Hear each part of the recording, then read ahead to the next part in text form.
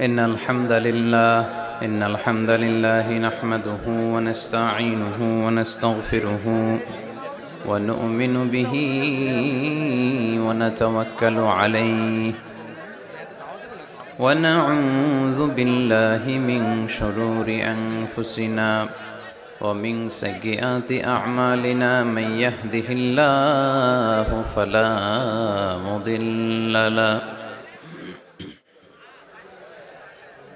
ومن يضلل فلا هادي له أي فلن تجد له وليا مرشدا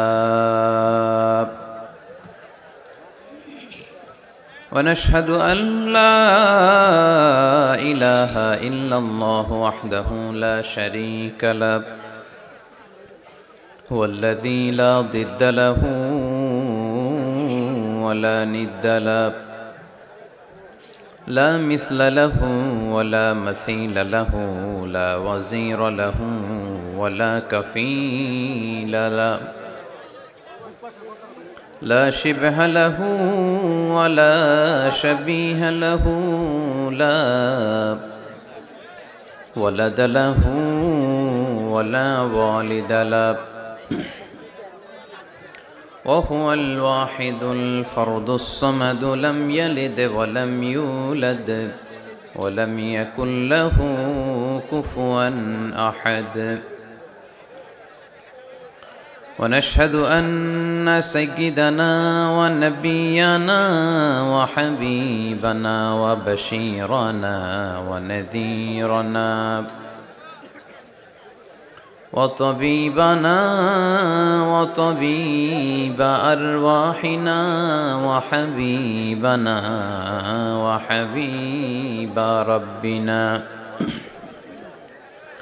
محمدا عبد الله ورسوله أرسله بالحق بشيرا ونذيرا وداعيا إلى الله بإذنه وسراجا منيرا أما بعد فقد قال الله تعالى في كلامه المجيد وفي فرقانه الحميد أعوذ بالله من الشيطان الرجيم بسم الله الرحمن الرحيم وسارعوا إلى مغفرة من ربكم وجنة عرضها السماوات والأرض أعدت للمتقين إن الله وملائكته يصلون على النبي يا أيها الذين آمنوا صلوا عليه وسلموا تسليما اللهم صل على محمد وعلى آل محمد كما صليت على إبراهيم وعلى آل إبراهيم إنك حميد مجيد اللهم بارك على محمد وعلى آل محمد كما باركت على إبراهيم وعلى آل إبراهيم إنك حميد مجيد সকল প্রশংসার মালিককে সকল ক্ষমতার উৎসকে কেউ যেটা পারে না পারে কে কেউ যেটা দেখে না দেখে কে কেউ যেটা দেয় না দেয় কে সে আল্লাহর জন্য আমরা পড়ব আলহামদুলিল্লাহ।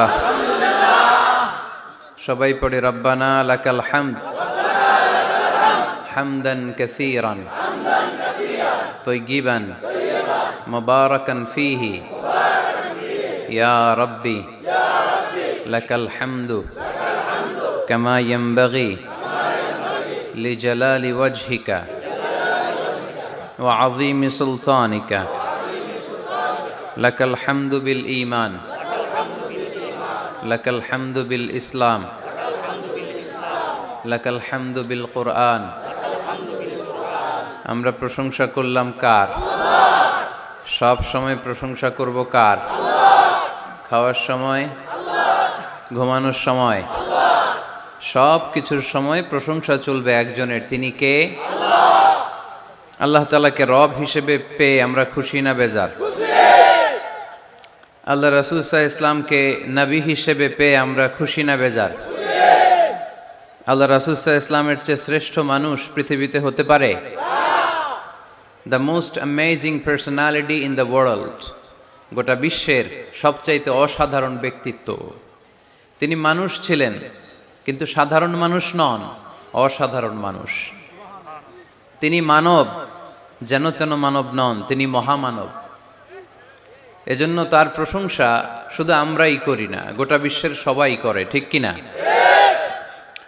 বিষ্ণু ঈসা ইসলামকে লোকজন সুপারম্যান বলতে বাধ্য হয়েছে, মানে এমন লোক যে মাটি ধরলে এটা সোনা হয়ে যায়। পরশ পাথর ছিল তার হাতে, সুবহানাল্লাহ পড়েন। সে কোন বন্ধু বলো বেশি বিশ্বস্ত, সে কোন বন্ধু বলো বড় বিশ্বস্ত, কার কাছে মন খুলে দেয়া যায়, কার কাছে প্রাণ খুলে দেয়া যায়, হওয়া যায় অতি আশ্বস্ত, তার নাম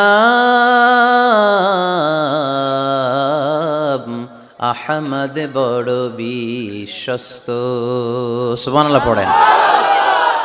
সাইয়েদনা ঈসা আলাইহিস সালামকে আল্লাহ পৃথিবীতে পাঠিয়েছেন শুধু এই অ্যানাউন্সমেন্টটা দেওয়ার জন্য যে ইয়াতি মিন বাদি ইসমুহু আহমদ, আমার পরে একজন নবী আসবে যার নাম হবে আহমদ। আহমদ বড় বিশ্বস্ত। এজন্য রাসূল সাল্লাল্লাহু আলাইহি ইসলামকে আমরা নবী হিসেবে পেয়ে খুশি না বেজার? ইসলামকে ধর্ম হিসেবে পেয়ে খুশি না বেজার? কিন্তু অনেকেই আমরা যে মুসলমান এটা নিয়ে খুশি না। তারা সাহসিকতার সাথে ঘোষণা দিতে পারে না যে ইন্নী মিনাল মুসলিমিন। কিন্তু আমাদের ইসলাম নিয়ে গর্ব করা উচিত, কারণ এই ধর্মকে পাঠিয়েছে কে? এটা মন মস্তিষ্ক প্রসূত কোনো ধর্ম নয়, ঠিক কিনা? এটা কি আমাদের বাপ দাদার কথা অনুযায়ী চলে? ইসলাম কি নেতার কথা অনুযায়ী চলে? মসজিদের ইমামের কথা অনুযায়ী চলে? ইসলামের বিধানগুলো সরাসরি নাজিল করেছে কে? সাইয়েদনা ওমর ফারুক বলতেন, নাহনু কওমুন আ'আজ্জানাল্লাহু বিল ইসলাম, আমরা তো এমন জাতি যে জাতিকে আল্লাহ তাআলা ইসলামের দ্বারা সম্মানিত করেছে। আমাদের সম্মান ইসলামে। আমাদের সম্মান কোথায়? ফাইন ইবতাগাইনাল ইজ্জাতা বিগাইরিহি আযাল্লানাল্লাহ, ইসলাম রেখে দিয়ে অন্য কোথাও যদি আমরা সম্মান তালাশ করি তাহলে আমাদেরকে অপমানিত করে ছাড়বে কে? এজন্য আমরা যে মুসলমান এটা বুক ফুলিয়ে বলা যাবে তো? পৃথিবীর সব নবীরা মুসলমান ছিলেন। আল্লাহর দেয়া ধর্মের নাম হচ্ছে ইসলাম, এবং এই ইসলামের বিজয় অবশ্যম্ভাবী। পড়েন সুবহানাল্লাহ। যার প্রমাণ আমরা পত্রপত্রিকা খুললে, ইন্টারনেট ব্রাউজ করলে, BBC news, Al Jazeera news, CNN cable news নেটওয়ার্কের নিউজ পড়লে আমরা জানতে পারি যে গোটা বিশ্বের বিভিন্ন ধর্মাবলম্বী লোকেরা নিজেদের ধর্ম রেখে দিয়ে তারা কালিমা পড়ে মুসলমান হয়ে যাচ্ছে। খুশি লাগে আপনাদের? আপনারা কি জানেন যে আমরা ইবাদত করি মসজিদে, খ্রিস্টানরা ইবাদত করে কোথায়? গির্জায়, তাই না? গির্জাকে ইংরেজিতে কি বলে জানেন? চার্চ বলে। তো ইউরোপে এবং আমেরিকাতে যে গির্জাগুলো আছে, এই গির্জাগুলো তারা বিক্রি করতে শুরু করে দিয়েছে। এর কারণ খ্রিস্টানরা তাদের গির্জাগুলোতে ইবাদত করতে যায় না। আমরা তো নামাজ 3 ওয়াক্ত পড়ি, 2 ওয়াক্ত বা 5 ওয়াক্ত, 7 দিনে তো একবার হাজিরা দিতে যাই, ঠিক কিনা? তো ওদের এমন দশা যে ওদের গির্জাগুলোতে 1 মাসও যায় না, 6 মাসও একবার যায় না। তো এই গির্জা রাইখা লাভ আছে? লাভ নাই। এই গির্জা ওরা বিক্রি করতে শুরু করেছে, আর ওখানকার মুসলিম কমিউনিটির নেতারা এই সুযোগে এই গির্জাগুলো কম দামে কিনে এটারে মসজিদ বানাইতে শুরু করছে।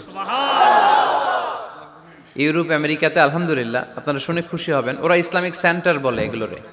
কি বলে? Islamic centre. আমাদের এরকম ইসলামিক সেন্টার করা দরকার, যেখানে দার্স হবে, দার্স, রেগুলার দার্স হবে। এই যে তাফসির মাহফিলগুলো বছরে একবার, গত বছর আসছিলাম এখানে, আবার 1 বছর পরে দেখা, কি শিখলেন কি শিখলেন না, কি বুঝলেন কি বুঝলেন না, আর জানা শোনার সুযোগ হয়েছে নাই। কিন্তু সেন্টার যদি হয়, ওখানে শিশু কিশোরদের আলাদা কোরআন শিক্ষার আসর, আমার বোনদের আলাদা শিক্ষার আসর, বয়স্কদের আলাদা কোরআন শিক্ষার আসর, তারপরে সেখানে হেজামা সেন্টার থাকবে, রুকিয়া সেন্টার থাকবে, তালিম তাদরিস তারবিয়ার সব ব্যবস্থাপনা থাকবে। এজন্য সব জায়গায় এরকম সেন্টার থাকার দরকার আছে না নাই? যতদিন আমরা এই ইউনাইটেড থাকব, ততদিন আমাদের দিকে চোখ তুলে তাকাবার খবরদারি কারো থাকবে না। আর ইউনিটি যখন ব্রেকডাউন করবে, আমরা শতদা বিভক্ত, একজন আরেকজনের গালি দিবে, একজন আরেকজনের কাফের বলবে, তখনই সমাজের সব শান্তি সুখ এগুলো বিনষ্ট হতে চলবে। জোরে বলেন ঠিক কিনা? মুসলিম উম্মার মধ্যে এখন এই সমস্যা, ইউনিটি নাই। We don't have any central leadership, আমাদের কেন্দ্রীয় নেতৃত্ব নাই। এই যে ফিলিস্তিনে যে মারে আমাদেরকে পাখির মতো গুলি করে, মিয়ানমারের রাখাইন রাজ্য থেকে 10 লক্ষ মুসলমান তাড়ায় দিল টেকনাফে, এখন তারা পাহাড়ি এলাকায় আশ্রয় নিয়েছে। সিরিয়াতে মার খেয়ে গোটা বিশ্বে এরা ছড়িয়ে আছে। এই যে মুসলমানরা গোটা বিশ্বে মার খায়, আমাদের পক্ষে কথা বলার মতো আমাদের কোনো কেন্দ্রীয় লিডার আছে? সেন্ট্রাল লিডারশিপ নাই। আল খিলাফা আল ইসলামিয়া, ইসলামিক ক্যালিফেট, এটা নাই। এই সেন্ট্রাল লিডারশিপ না থাকার কারণে গোটা বিশ্বে আমরা আজ নির্যাতিত, নিষ্পেষিত, আমাদের কোনো মা বাপ নাই। জোরে কোন ঠিক কিনা? এদিকে লাথি মারলে ওইদিকে যাই, ওদিকে লাথি মারলে এদিকে আসি। আমাদের পক্ষ নিয়ে, আমাদের স্বার্থ নিয়ে যে কথা বলবে, জাতিসংঘে হুঙ্কার তুলবে, ওআইসি থেকে ঘোষণা আসবে, ওরকম একটা নেতাও আমাদের নাই। জোরে বলেন ঠিক কিনা? ওমরে ফারুকের মতো যদি একটা নেতা থাকতো, তাহলে গোটা বিশ্বে মুসলমানরা এক আমব্রেলার নিচে, এক ছাতার নিচে চলে আসতো, তাই না? এমন সাহাবী ছিলেন বিষ্ণু ঈসা ইসলাম তার ব্যাপারে বলেছেন, আসাদ্দুহুম ফি আমরিল্লাহি উমর। আল্লাহর জমিনে আল্লাহর দ্বীন বাস্তবায়নের জন্য সবচেয়ে কঠিন সাহাবী ছিল যিনি, তিনি হচ্ছেন উমর। মুনাফিকরা ওমরে ফারুককে দেখে ভয় পেত, খোদ শয়তান ইবলিস ওমরে ফারুককে দেখে ভয় পেত। আলহামদুলিল্লাহ পড়বেন না? বিষ্ণু ঈসা ইসলাম বলতেন, ওমর তুমি যদি এই রাস্তা দিয়ে হাঁটো আর শয়তান তোমারে দেখে, তাহলে শয়তান এই রাস্তা রেখে দিয়ে অন্য রাস্তা দিয়ে হাঁটে। লা নবিয়্যা বা'দি ওয়ালা রাসূলা। আল্লাহ রাসূল বললেন, আমার পরে কোনো নবীও নাই, রাসূলও নাই, তবে আমার পরে কেউ যদি নবী হতো, ওমর নবী হয়ে যেত। এরকম একজন ওমরের আমাদের দরকার, এরকম একজন ওমরের অপেক্ষায় আমরা। একজন হলেই চলবে, কয়জন লাগবে? যুগ জামানা পাল্টে দিতে চাই না অনেক জন, এক মানুষই আনতে পারে জাতির জাগরণ। এক মানুষই বিপদকালে বাঁচায় কাফেলায়, ক্ষুদ্র ডিঙ্গি বাঁচায় জাহাজ অসীম দরিয়ায়। কয়জন ওমর দরকার? আমরা সেই ওমরের জন্য অপেক্ষা করছি, যার নেতৃত্বে, যেই আল ইমাম আল মাহদি, যার নেতৃত্বে গোটা বিশ্বে শান্তি সভ্যতা ভদ্রতা আবার প্রতিষ্ঠিত হবে। এক ছাতার নিচে মুসলমানেরা থাকবে, কেউ কারো ব্যাপারে হৃদয়ে কোনো বিদ্বেষ রাখবে, ঘৃণা রাখবে, কেউ কাউকে গালি দিবে না। এই সুসম্পর্ক, এই ঐক্যের জন্যই ইসলাম একসাথে উদখুলু ফিস সিলমি কাফা, পরিপূর্ণভাবে সবাই মিলে ইসলামের রশিকে আঁকড়ে ধরো, তাহলেই বরকত দিবে কে? ওমরে ফারুক বলতেন, নাহনু কওমুন আ'আজ্জানাল্লাহু বিল ইসলাম, আমরা তো এমন জাতি যে জাতিকে আল্লাহ তাআলা ইসলাম দিয়ে সম্মানিত করেছে। আমাদের সম্মান ইসলামে, এখন ইসলাম রেখে দিয়ে অন্য জায়গায় সম্মান খুঁজি, এজন্যই লাথি খাই, এজন্যই অপমানিত, এজন্যই নেতৃত্ব শূন্য। জোরে বলেন ঠিক কিনা? গোড়ার দিকে যদি না যায়, মূলের দিকে যদি ফিরে না আসে, আমাদেরকে গালি দেয় মৌলবাদ। মৌলবাদ মানে হচ্ছে যে মূলের দিকে ফিরে আসে, return back to the root. শিখড় থেকে, শেকড় থেকে শিখরে। শিখরে যেতে হলে আগে শেকড়ে যেতে হবে, জোরে বলেন ঠিক কিনা? এজন্য ঐক্যের কোনো বিকল্প নাই। আমি আমার আলোচনার শুরুতেই এই মেসেজটা আপনাদের কাছে ড্রপ করতে চাই যে আসুন আমরা কাদা ছোড়াছুড়ি ছেড়ে দেই, হিংসা বিদ্বেষ ভুলে যাই, হৃদয়টারে সবার জন্য উজাড় করে দেই। মুমিনদের হৃদয়ে থাকবে সবার জন্য ভালোবাসা। কি থাকবে? আল্লাহ রাসূল সাল্লাল্লাহু আলাইহি ওয়াসাল্লাম মক্কা থেকে যখন মদিনাতে গেলেন, তিনি দেখলেন দলে দলে লোকজন কালিমা পড়ে মুসলমান হচ্ছে। বড় একটা মুসলিম কমিউনিটি গড়ে উঠলো।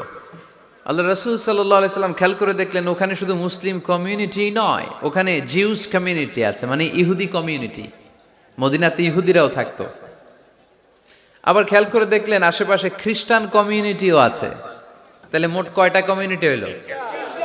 রাসূল সাল্লাল্লাহু আলাইহি সাল্লাম এই তিন দলকে নিয়ে একটা চার্টার করলেন। চার্টার, ইতিহাসে এটা মদিনা চার্টার নামে পরিচিত। মদিনা সনদ। সুবহানাল্লাহ পড়েন। তিন ধর্মের লোক, তিন জাতি একসাথে থাকে, আর আমরা এক বাঙালি এক দেশে থাকতে পারি না। এক দল আরেক দলরে বলে তুমি ভারতপন্থী, ওই দল আরেক দলরে বলে তুমি পাকিস্তানপন্থী। বাংলাদেশপন্থী কেউ হতে চায় না। আমরা কোন পন্থী? জোরে বলতে হবে। দেশের স্বার্থটারে সামনে নিয়ে আসতে হবে। তো সম্মানিত সুধী, রাসূল সাল্লাল্লাহু আলাইহি ওয়াসাল্লাম ইহুদিদের সাথে বসেছেন। মদিনা চার্টারে যদি তিন ধর্মের লোক থাকে, মানে Muslim community, Jews community and the Christian community যদি থাকে, তার মানে এই মদিনা সনদের মধ্যে স্বাক্ষর করেছিল তিন কমিউনিটির নেতারা। ইহুদিরাও ছিল, খ্রিস্টানরাও ছিল। তো আল্লাহ রাসূল সাল্লাল্লাহু আলাইহি ওয়াসাল্লাম ইহুদিদের সাথে বসেছেন, চুক্তি করেছেন 10 বছরের, লম্বা সময়ের। খ্রিস্টানদের সাথে চুক্তি করেছেন। রাসূল সাল্লাল্লাহু আলাইহি ওয়াসাল্লাম খ্রিস্টানের সাথে বসতে পারে, ইহুদির সাথে বসে সনদ তৈরি করতে পারে, মদিনার সনদ। কিন্তু আমরা মুসলমানের সাথে বসতে পারি? একজন আরেকজনের ছায়া দেখতে পারে না। হিংসা, বিদ্বেষ, জেলাসি, অহংকার, ঠিক কিনা? লা ইয়াদখুলুল জান্নাতা মান কানা ফি কলবিহি হাববাতু খারদাল মিনাল কিবর। যার অন্তরে যাররা পরিমাণ অহংকার থাকে, সে কশিনকালেও আল্লাহর জান্নাতে প্রবেশ করতে পারবে না। আমরা যেন এই অহংকার থেকে মুক্ত হতে পারি। আমরা যেন ব্রড মাইন্ডেড হতে পারি। আমরা যেন ভিন্ন মতের লোকদেরকে রেসপেক্ট করতে পারি। ভিন্ন মতকেও যেন আমরা সহ্য করতে পারি। আমাদের দেশে এত কাদা ছোড়াছুড়ি, এত মারামারি কেন জানেন? আমরা ভিন্ন মতকে দমন করতে চাই, ভিন্ন মতকে আমরা স্পেস দিতে চাই না, ফলেই এত ঠেলাঠেলি। এজন্য মতামত বিভিন্ন থাকবে। This is the beauty of Islam, unity in diversity. Unity in diversity. ঐক্য হবে বৈচিত্র্যের মাঝে, আমাদেরকে ঐক্য খুঁজতে হবে। এক একজন এক এক চেহারা। এই তুমি কালা হইলা কেন, তুমি খাটো হইলা কেন, তুমি লম্বু কেন, এরকম বললে চলবে? এই মেয়ে তুমি বিএনপি করো কেন, তুমি জামাত ইসলাম করো কেন, সব আওয়ামী লীগ হয়ে যাও, বলা যাবে? তুমি এই পীর সাহেবের মুরিদ কেন, আমি যে পীর সাহেবের মুরিদ হইছি ওইখানে আসো না কেন, বলা যাবে না। Unity in diversity. রাসূল সাল্লাল্লাহু আলাইহি ওয়াসাল্লাম ইহুদিদেরকে স্পেস দিয়েছেন, খ্রিস্টানদেরকে স্পেস দিয়েছেন। মনে রাখতে হবে, ঐক্য প্রক্রিয়ার নাম হচ্ছে, এটা এমন একটা প্রক্রিয়া যেখানে সবাই একই চিন্তা চেতনা পোষণ করবে এমনটা নয়, বরং এক একজনের এক এক চিন্তা, কিন্তু মৌলিক বিষয়ে সবাই এক। Unity in diversity. বৈচিত্র্যের মাঝে আমাদেরকে ঐক্য খুঁজতে হবে। প্রিয় ভাইরা, কথা বুঝতে পেরেছেন?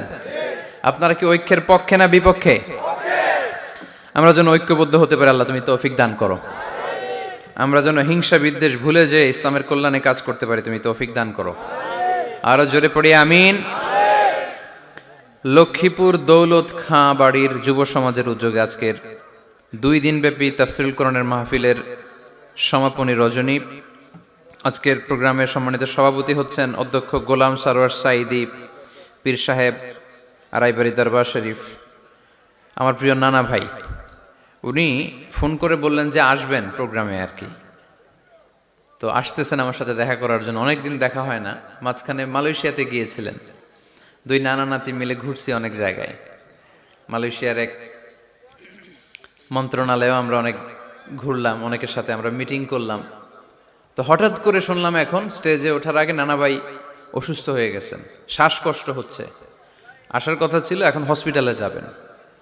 তো আমরা আমার প্রিয় নানা ভাইয়ের জন্য সবাই মিলে আজকের প্রোগ্রাম থেকে দোয়া করি, আল্লাহ তাআলা যেন শিফায়ে কামেলা আজেলা নাসিব করে, খুব দ্রুত সুস্থ হয়ে আবার যেন দাওয়াতি কাজে মনোনিবেশ করতে পারে, আল্লাহ তৌফিক দান করুক। আজকের প্রোগ্রামের সহসভাপতি হচ্ছেন মাওলানা আমিরুল ইসলাম সিদ্দিকী, খতিব, লক্ষ্মীপুর কেন্দ্রীয় জামে মসজিদ। আসছেন উনি? আচ্ছা, আপনি। প্রধান অতিথি জনাব অ্যাডভোকেট রাশেদুল কাউসার ভূঁইয়া জীবন, চেয়ারম্যান উপজেলা পরিষদ। আসছে? বিশেষ কাজে ঢাকা। বিশেষ অতিথি জনাব ইখতিয়ার আলম রনি, সাধারণ সম্পাদক বাংলাদেশ আওয়ামী লীগ, ৯ নং কায়েমপুর ইউনিয়ন শাখা। আসছে? মাশাআল্লাহ। তারপর আপনাদের এখানে আইন মন্ত্রী আপনাদের পাশের গ্রামে, ওনার লোকেরা এসেও দেখা করলো, আমি সালামও বললাম। ওনার আম্মা অসুস্থ, দোয়া চেয়েছে, আমরা দোয়া করি ওনার আম্মাকে আল্লাহ তাআলা সুস্থতা দান করুক। সম্মানিত ভাইরা, আমরা আর কথা না বাড়িয়ে সরাসরি আলোচনায় চলে যাই। আমি আপনাদের খেদমতে পবিত্র কালামুল্লাহ মাজিদের সূরাত আলে ইমরানের 133 নম্বর আয়াত তেলাওয়াত করেছি। সূরাটার নাম হচ্ছে সূরাত আলে ইমরান, ইমরানের বংশধর। ইমরান কে ছিল আপনারা জানেন? মারিয়াম আলাইহিস সালামের পিতা, ঈসা আলাইহিস সালামের নানা। সুবহানাল্লাহ পড়বেন না? ওনাদের ফ্যামিলিটা আল্লাহ তাআলার কাছে এতটাই পছন্দনীয় ছিল যে এই ফ্যামিলির নামে আল্লাহ কোরআনে একটা সূরাই দিয়ে দিলেন, আলে ইমরান। আরবিতে পরিবার বা ফ্যামিলি, এটা বোঝানোর জন্য আরবিতে দুইটা শব্দ ব্যবহার হয়, এক হচ্ছে আহাল আর একটা আল। আহাল এটা সম্মানিতদের ক্ষেত্রেও হয়, আবার সাধারণ মানুষদের ক্ষেত্রেও হয়। যেমন রাসূল সাল্লাল্লাহু আলাইহি ওয়াসাল্লামের পরিবারবর্গ, ওনারা অনেক সম্মানিতা, অনেক সম্মানিত। তো আল্লাহ রাসূল সাল্লাল্লাহু আলাইহি ওয়াসাল্লামের পরিবারের ক্ষেত্রে বলা হয় আহলে বাইত। আবার আমার পরিবার, আপনার পরিবার, আমাদের পরিবার বা স্ত্রী, এটা বোঝাতেও আরবিতে আহাল শব্দটা ব্যবহৃত হয়। কিন্তু আল শব্দটা সাধারণ কোনো ফ্যামিলির ক্ষেত্রে আল্লাহ ব্যবহার করেন নাই। ভালো হোক বা খারাপ হোক, সম্ভ্রান্ত হওয়া লাগবে, ডিগনিফাইড এন্ড প্রেস্টিজিয়াস ফ্যামিলির হওয়া লাগবে। ডিগনিফাইড ফ্যামিলির যদি হয়,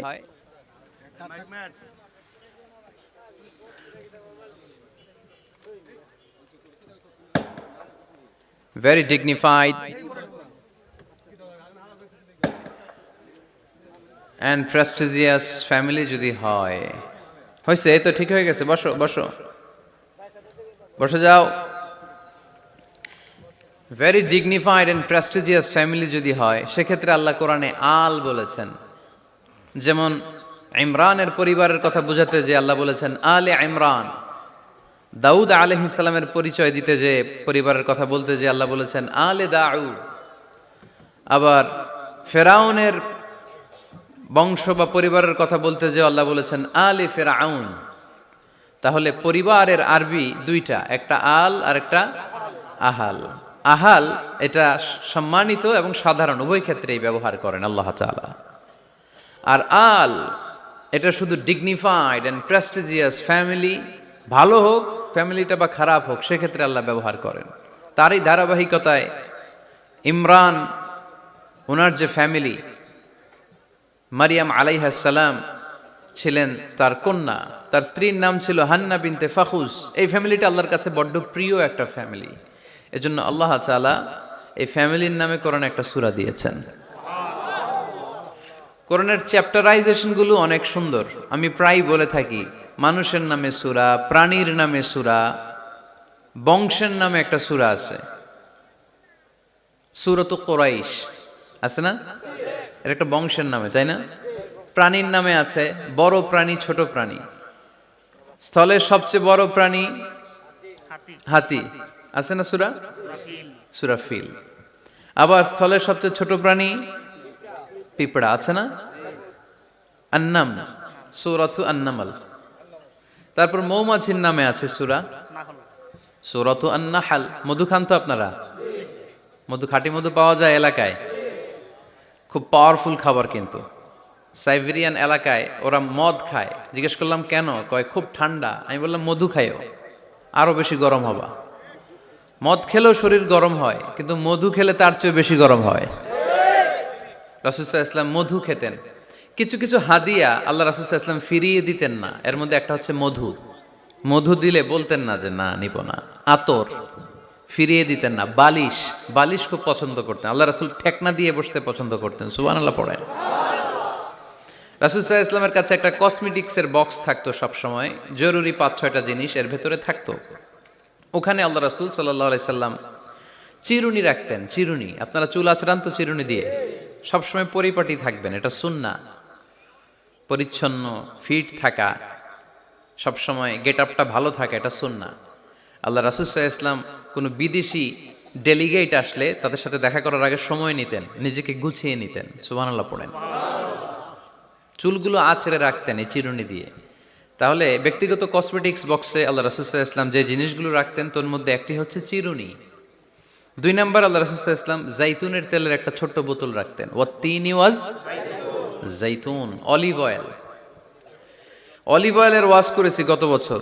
যেখানেই আমার সাথে লোকজনের দেখা, কয় হুজুর এখন থেকে অলিভ অয়েল মাখি আমি, এজন্য সুন্দর হয়ে গেছি। তো অলিভ অয়েল রাখতেন, চিরুনি রাখতেন। এরপরে সুরমা দানি রাখতেন। সুরমা, চোখে আল্লাহ রাসূল সাল্লাল্লাহু আলাইহি ওয়াসাল্লাম সুরমা দিতেন। এরপর আল্লাহ রাসূল সাল্লাল্লাহু আলাইহি ওয়াসাল্লাম উতুর রাখতেন। উতুর, পারফিউম, আতর দিতেন।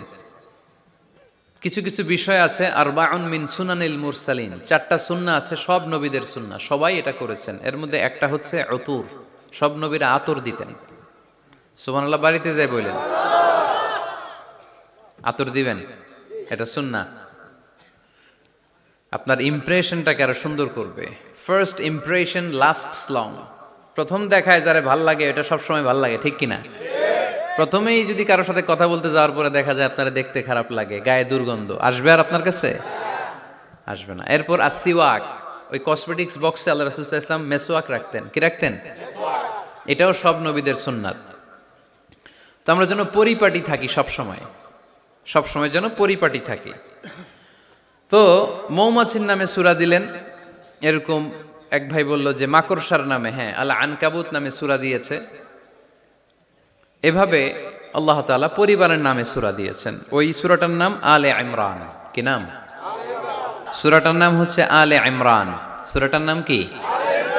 আলে ইমরান। এখানে আল্লাহ তাআলা 133 নম্বর আয়াতে আমাদের অ্যাপ্রোচিং ঠিক করে দিয়েছেন। ডানে যাব না বায়ে যাব? কই যাবেন? ডানে যাবেন। ডানে আছে ক্ষমা আর আছে জান্নাত। ডানে আছে কি? আর আছে জান্নাত। সবাই বলেন, ডানে আছে কি? ক্ষমা আর আছে জান্নাত। ডান দিকে গেলে আল্লাহর ক্ষমা পাওয়া যাবে আর জান্নাত পাওয়া যাবে। এই দুইটাই তো দরকার, বেশি কিছু লাগে নাকি? আর বাম দিকে গেলে আল্লাহর ক্রোধ, রাগ আর জাহান্নাম। বাম দিকে গেলে আল্লাহর ক্রোধ বা রাগ আর জাহান্নাম। ডানে গেলে কি? প্রথমে ক্ষমা আর জান্নাত। এই দুইটা শব্দ একটু মুখস্থ রাখতে হবে আজকে। ক্ষমা আর জান্নাত, দুইটা জিনিস পাওয়া যায় ডানে গেলে। 1 নাম্বার ক্ষমা, 2 নাম্বার জান্নাত। সবাই বলেন 1 নাম্বার ক্ষমা, 2 নাম্বার জান্নাত। এবার আঙ্গুল উঁচু করে বলেন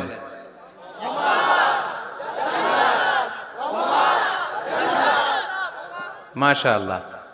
তাহলে ডানে গেলে পাওয়া যায় ক্ষমা আর জান্নাত, বায়ে গেলে পাওয়া যায় আল্লাহর ক্রোধ বা রাগ আর জাহান্নাম। Now the decision is yours. সিদ্ধান্ত আপনাদের। Where to go, where to approach and where to proceed, where to move on. কোন দিকে যাবেন? এই কয়েকজনের সিদ্ধান্ত ডানে, বাকিদের? আপনাদেরও ডানে। যারা দাঁড়ায় আছেন তাহলে আওয়াজ করে বলতে হবে ছুটবো কোথায়, ডানে না বায়ে? আল্লাহ এটাই বলেছেন, ওয়াসারিউ ইলা মাগফিরাতিন মির রাব্বিকুম ওয়া জান্নাতিন আরদুহাস সামাওয়াতু ওয়াল আরদ। ছোট, সারিউ মানে ছোট। যারা আলেম আছেন তারা জানেন সারিউ মানে কি? ছোট। ধাবিত হও, ইলা মাগফিরাতিম মির রাব্বিকুম, তোমার রবের পক্ষ থেকে ক্ষমার দিকে, ওয়া জান্নাতিন, আর এমন জান্নাতের দিকে, আরদুহাস সামাওয়াতু ওয়াল আরদ, যে জান্নাতের বিস্তৃতি হচ্ছে আকাশ জমিন বিস্তৃত। পড়েন সুবহানাল্লাহ। তাহলে আল্লাহ ডান দিকে ছুটতে বললেন, ক্ষমার দিকে ছোট, জান্নাতের দিকে ছোট। ক্ষমা লাভের প্রতিযোগিতা করো, জান্নাত লাভের প্রতিযোগিতা করো। কিন্তু আমরা কি ক্ষমা আর জান্নাত লাভের প্রতিযোগিতা করি? আমরা কি ভালো কাজের প্রতিযোগিতা করি? আল্লাহ বললেন ফাস্তাবিকুল খায়রাত, ভালো কাজের জন্য প্রতিযোগিতা করো। আমরাও প্রতিযোগিতা করি খারাপ কাজের, তাই না? দুনিয়া কামানোর প্রতিযোগিতা করি আমরা। কি করে বেশি অর্থ উপার্জন করে যায়, হালাল পন্থায় হোক বা হারাম পন্থায় হোক, টাকা কামানোর প্রতিযোগিতা আছে না নাই? ক্ষমতার দাপট দেখিয়ে লড়াইয়ে টিকে থাকার প্রতিযোগিতা করি আমরা, জোরে কোন ঠিক কিনা? আমরা প্রাসাদ বানানোর প্রতিযোগিতা করি, আমরা বিশ্ব সুন্দরীর প্রতিযোগিতা করি, আমরা প্রতিযোগিতা করি কে হবে মাসুদ রানা। এটাও জানেন আপনারা? কে হবে সৎ মানুষ, কে হবে আদর্শ বাংলাদেশী, এরকম প্রতিযোগিতা আছে। সবাই কি হইতে চায়? মাসুদ রানা। বিশ্ব সুন্দরীর প্রতিযোগিতা, মাসুদ রানার প্রতিযোগিতা, টাকা কামানোর প্রতিযোগিতা, ক্ষমতার লড়াইয়ে টিকে থাকার প্রতিযোগিতা। কিন্তু আল্লাহ বললেন নো, ফাস্তাবিকুল খায়রাত, ভালো কাজের প্রতিযোগিতা করো। আল্লাহ বুঝাতে চাইলেন দুনিয়ার ক্ষণস্থায়ী প্রতিযোগিতায় নেমে সময় নষ্ট করো না, ভালো কাজের প্রতিযোগিতা করো। আর ক্ষমার জান্নাত লাভের জন্য ছোট। এটা এমন জান্নাত যেই জান্নাতটা আকাশ জমিন বিস্তৃত। সুবহানাল্লাহ। ওয়াসারিউ ইলা মাগফিরাতিম মির রাব্বিকুম ওয়া জান্নাতিন আরদুহাস সামাওয়াতু ওয়াল আরদ উইদ্দাত লিল মুত্তাকিন। সুবহানাল্লাহ পড়েন। ও আমার গোলামেরা, আমার বান্দারা, ছোট, দৌড়াও, জান্নাতের দিকে দৌড়াও, ক্ষমার দিকে দৌড়াও। ক্ষমা অর্জনের জন্য প্রতিযোগিতা করো, জান্নাত লাভের প্রতিযোগিতা করো। এমন জান্নাত আরদুহাস সামাওয়াতু ওয়াল আরদ, যেই জান্নাত আকাশ জমিন পর্যন্ত বিস্তৃত। বিশাল জান্নাত। জান্নাতে কি ধাক্কাধাক্কি আছে? ঠেলাঠেলি? জায়গা নিয়ে মারামারি? আমাদের বাংলাদেশে জায়গা নিয়ে মারামারি আছে না নাই? কোর্ট পর্যন্ত গড়ায়, তাই না? সামান্য 1 বিঘা জায়গার জন্য কোথায় চলে যায়? কোর্টে। কোর্ট পর্যন্ত গড়ায়। কিন্তু জান্নাতে এই জায়গা নিয়ে ধাক্কাধাক্কি হবে? বিশাল জান্নাত, বিশাল জান্নাত। সর্বশেষ যেই লোকটা 1000 বছর জাহান্নামে পোড়ার পরে জান্নাতে ঢুকবে, ওই লোকের জান্নাতের যে সাইজ হবে, এটা এই দুনিয়ার সাইজের 10 গুণ বড় হবে। আগের কালে আমাদের যে দরজাগুলো ছিল গ্রাম বাংলায়, দরজাগুলোর 2টা কপাট ছিল, জানেন? 2টা কপাট একসাথে আইনার পরে তালা লাগাইতো। এখনই না 1 কপাটের দরজা শার্ট করে খুলে যায়। এখনো আছে? তো আল্লাহ রাসূল সাল্লাল্লাহু আলাইহি ওয়াসাল্লাম বললেন জান্নাতের যে দরজার 2টা কপাট, এই 2টা কপাটের একটা কপাট কত বড় শোনো। ইন্না আল মিসরাআইন মিন মাসারি'আল জান্নাহ মা বাইনা মাক্কাহ ওয়া হাজার। জান্নাতের 2 দরজার 2 কপাটের একটার সাইজ হচ্ছে সৌদির মক্কা শহর থেকে বাহরাইনের হাজার শহর যত দূর, জান্নাতের একটা কপাটের দূরত্ব তত দূর। এর মানে হচ্ছে সৌদির মক্কা শহর থেকে বাহরাইন যত দূর, ওই হিসাবে কয়েকশো কোটি লোক, কয়েকশো একসাথে জান্নাতে ঢুকবে। এক ধাক্কায় কয়েকশো কোটি কিংবা কয়েক হাজার কোটি ঢুকে যাবে। তাহলে ওই জান্নাতে কোনো ধাক্কাধাক্কি, ঠেলাঠেলি, কিলাকিলি? সুবহানাল্লাহ পড়েন। ওয়াসারিউ ইলা মাগফিরাতিম মির রাব্বিকুম ওয়া জান্নাতিন আরদুহাস সামাওয়াতু ওয়াল আরদ উইদ্দাত লিল মুত্তাকিন। আল্লাহ বললেন ক্ষমার দিকে ছোট, আর এমন জান্নাতের দিকে ছোট যেই জান্নাতটা আকাশ জমিন বিস্তৃত। উইদ্দাত লিল মুত্তাকিন, মুত্তাকিনদের জন্য এই জান্নাতকে তৈরি করে রেখেছে কে? আল্লাহ। তার মানে জান্নাত একটা সাম্প্রদায়িক জায়গা, জান্নাত একটা কি জায়গা? যেখানে মুত্তাকিরা ছাড়া কেউ ঢুকতে পারবে নাকি সবাই ঢুকতে পারবে? সবাই ঢুকতে পারবে না, ওখানে শুধু মুত্তাকিনরা ঢুকতে পারবে। উইদ্দাত লিল মুত্তাকিন, এটা মুত্তাকিনদের জন্য আল্লাহ তাআলা তৈরি করে রেখেছে। হাদিসে কুদসিতে আল্লাহ তাআলা বলেছেন, এই উইদ্দাতের এই শব্দের ব্যবহারই করেছেন, আ'দাতু লিইবাদিয়াস সলিহিন, আমি আমার নেককার বান্দাদের জন্য এমন জান্নাত বানিয়েছি, মা লা আইনুন রাআত, পৃথিবীর কোনো চোখ ওই জান্নাতের সৌন্দর্য দেখে নাই। ওয়ালা উযুনুন সামিআত, পৃথিবীর কোনো কান জান্নাতের কোনো সুন্দর শব্দের আওয়াজ শুনে নাই। ওয়ালা খাতারা আলা কলবি বাশার, মানুষ কল্পনাও করতে পারবে না যে জান্নাত কত সুন্দর। সুবহানাল্লাহ, সুবহানাল্লাহ, আর আসতে পড়েন। আল্লাহ বললেন উইদ্দাত লিল মুত্তাকিন, আমি আমার মুত্তাকিন বান্দাদের জন্য তৈরি করেছি। মুত্তাকিরা ছাড়া কেউ জান্নাতে প্রবেশ করতে পারবে নাকি? পারবে না। এখন মুত্তাকি কারা, তাদের বর্ণনা আল্লাহ সামনে দিবেন, শুনবেন আপনারা? আচ্ছা, এটা হচ্ছে কোরআনের একটা বর্ণনা ভঙ্গি। কোরআনের মধ্যে অনেক বেশি কোহেরেন্স আছে, সিকোয়েন্সটা অনেক সুন্দর। যখনই আল্লাহ বলবেন কাফিরিন, কাফের কারা, তার বর্ণনা দিবেন। এরপর যখন আল্লাহ বলবেন মুনাফিকিন, মুনাফিকিন কারা, আল্লাহ বর্ণনা দিবেন। এরপর যখনই আল্লাহ বলেছেন মুত্তাকিন, মুত্তাকিন কারা, তারপরে তার বর্ণনা দিবে। সুবহানাল্লাহ পড়েন। যেমন আল্লাহ সূরা বাকারার শুরুতেই মুত্তাকিদের বর্ণনা দিয়েছেন। আল্লাহ দ্ব্যর্থহীন কণ্ঠে ঘোষণা করে বলেছেন, যালিকাল কিতাবু লা রাইবা ফীহি হুদাল লিল মুত্তাকিন, এই কিতাবটা এমন কিতাব যেই কিতাবে কোনো সন্দেহ নাই, আর এটা হুদাল্লিল, সবাই বলেন হুদাল্লিল, এটা মুত্তাকিদের জন্য পথ প্রদর্শনকারী। যে কাউকে এই কিতাব পথ দেখায় না। ওয়ালা ইয়াজিদিজ যালিমিনা ইল্লা খাসারা, জালেমদেরকে এই কিতাব পথ দেখায় না, তাদের ক্ষতির মাত্রাটাই বাড়ায়। মুত্তাকিদের পথ দেখায়, জালেমদের ক্ষতির মাত্রা বাড়ায়। দোষ কি কোরআনের? কোরআনের না। যেমন দুধ, এটা সবার উপকারে আসে না, কিন্তু দোষটা কি দুধের?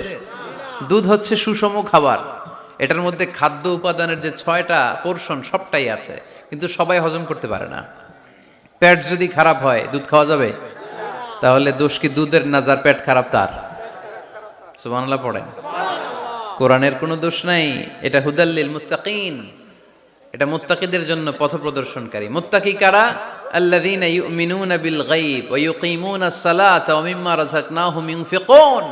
আল্লাহ ওইখানে বর্ণনা দিলেন একভাবে, এই জায়গায় আল্লাহ তাআলা মুত্তাকিদের বর্ণনা দিলেন আরেকভাবে। সুবহানাল্লাহ পড়েন। আল্লাহ বললেন উইদ্দাত লিল মুত্তাকিন, এই ক্ষমা, এই জান্নাত যেই কাউকেই দেয়া হবে না, যারা মুত্তাকিন তাদেরকেই দেয়া হবে। সুবহানাল্লাহ। তাহলে আজকে আমরা মুত্তাকি হয়ে ফিরে যেতে চাই। 3 জন চাই শুধু, এখন 15-20 জন হয়েছে। সবাই চান? এলাকার লোকদের একটু গলায় সাউন্ড কম এমনি আগে থেকেই, তাই না? কিছু এলাকা আছে, আমরা তো সারা দেশ চড়ে বেড়াই। We move from the one corner of the country to the another corner. আজকে আছি সকালে এখানে, এরপরে চলে গেছি কক্সবাজার, এরপর আবার খুলনা। তো আমরা জানি কাদের গলায় জোর বেশি। ফেনীতে, নোয়াখালীতে বক্তার কথা কওয়া লাগে না, কথা কয় শ্রোতারা। আমরা ক বললে টাইনা নিয়ে ওটার কলিকাতা বানাইয়া স্লোগান। কলিকাতা কই নাই আমি, শুধু ক বলছি। কি বলছি? ওটার টাইনা কি বানাইছে? কলিকাতা। তো শ্রোতাদের একটা বড় রোল আছে, they have huge role in this তাফসীর প্রোগ্রাম। আপনাদের একটা ভালো রোল প্লে করতে হবে। আপনারাই পারেন আমাদের থেকে আলোচনা বের করে নিয়ে আসতে। আপনারা যদি জিমাইতে থাকেন আর আমি যদি গুতায় আওয়াজ বের করতে না পারি, আমার ভেতর থেকে কথা বেরোবে না। আর আপনারা যদি প্রাণবন্ত থাকেন, সজীব থাকেন শেষ পর্যন্ত, তাহলে কোরআনের সুন্দর সুন্দর কথাগুলো আল্লাহ আমার মুখ দিয়ে বের করায় দিবে। আমরা আজকে কি হয়ে ফিরে যেতে চাই? নাকি মাসুদ রানা? কি হইতে চাই? তাহলে রিয়েলিটি শো একটা এরকম হওয়া দরকার। কে হবে? মুত্তাকি। কিন্তু রিয়েলিটি শো এর নাম কে হবে? মাসুদ রানা। আমরা মাসুদ রানা হতে চাই না, আমরা মুত্তাকি হতে চাই। ইনশাআল্লাহ পড়েন। আল্লাহ এখানে মুত্তাকিনদের 5টা গুণের কথা বলেছেন। কয়টা? একটু মিলায়ে দেখবো আজকে আমরা যে এই 5টা গুণ আমাদের মধ্যে আছে কিনা। যদি থাকে ওয়েল এন্ড গুড, আলহামদুলিল্লাহ। যদি না থাকে তাহলে এই 5টা গুণ নিজেদের মধ্যে ধারণ করার দরকার আছে না নাই? কথা খুব সোজা সাপটা। যদি এগুলো নিয়ে যেতে পারেন দেন আওয়ার ওয়াজ ইজ সাকসেসফুল, তা না হইলে কোনো লাভ নাই। কোনো লাভ আছে? এত ক্যামেরা, এত লাইটিং ফাইটিং করে কি লাভ? এই যে ছুটে আসছেন শীতের রাত, আমি তো এত জেলায় ঘুরলাম, এরকম শীত পাই নাই। আপনাদের লক্ষ্মীপুরে যেই শীত, মাশাআল্লাহ, আমি গাড়ি থেকে বেরোই কাঁপতে শুরু করছি, খুব ঠান্ডা লাগতেছিল আমার কাছে। তো এই যে শীতের রাতে মাফলার টাফলার পেঁচায় অনেক রাত পর্যন্ত আপনার দাঁড়ায় দাঁড়ায় শুনবেন, হিসাব খুব সোজা সাপটা। মুত্তাকি হয়ে ফিরে যেতে চাই, জীবন পাল্টাতে চাই, সময় নষ্ট করতে আসি নাই। সময়ের অনেক দাম, সময়ের দাম দিতে শিখেন।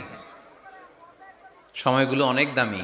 সো আজকের আলোচনা থেকে আমরা কিছু নিয়ে যাব, শিখে যাব। আর কি হয়ে ফিরে যাব? বৈশিষ্ট্য কয়টা? তাহলে একটু চেক করবো যে আছে কিনা আমাদের মধ্যে এই গুণগুলা।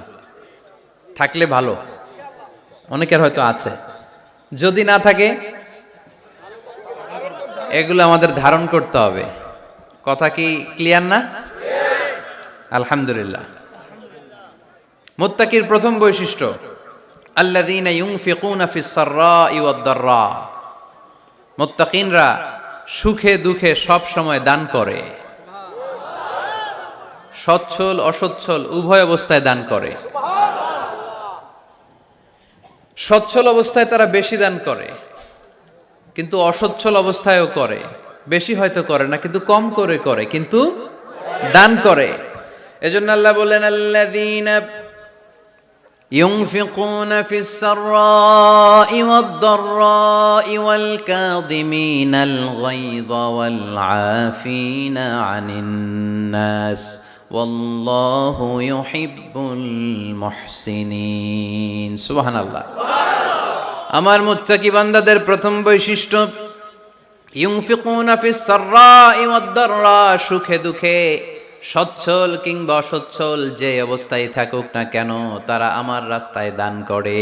দান করলে খুশি হয়ে যায় কে? আল্লাহ। সাদাকা করলে আপনারে পছন্দ করবে কে? আল্লাহ। যাকাত দিলে পছন্দ করে কে? আল্লাহ।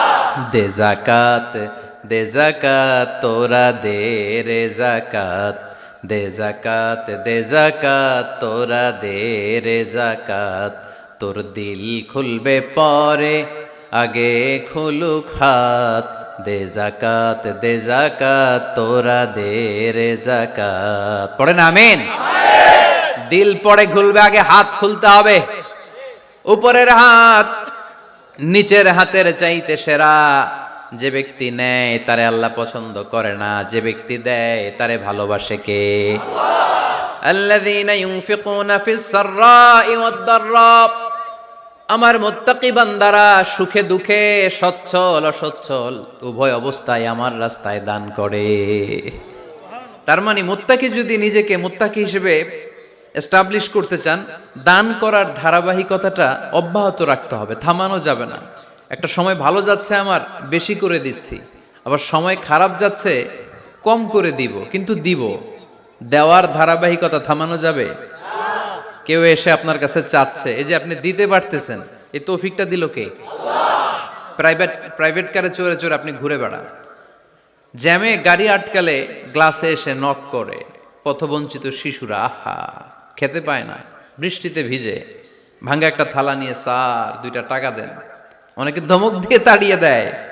এই যে আপনি ধমক দিছেন, ওরে প্রাইভেট কারে বসাইতে পারে কে? আপনার হাতে ভাঙ্গা থালা দিয়ে রাজপথে নামায় দিতে পারে কে? এজন্য আল্লাহ বললেন আমি দেয়ার মালিক, তুমি দাও, তুমি দিলে তোমার হাত আমি ভরে দেব। আল্লাহু আকবার।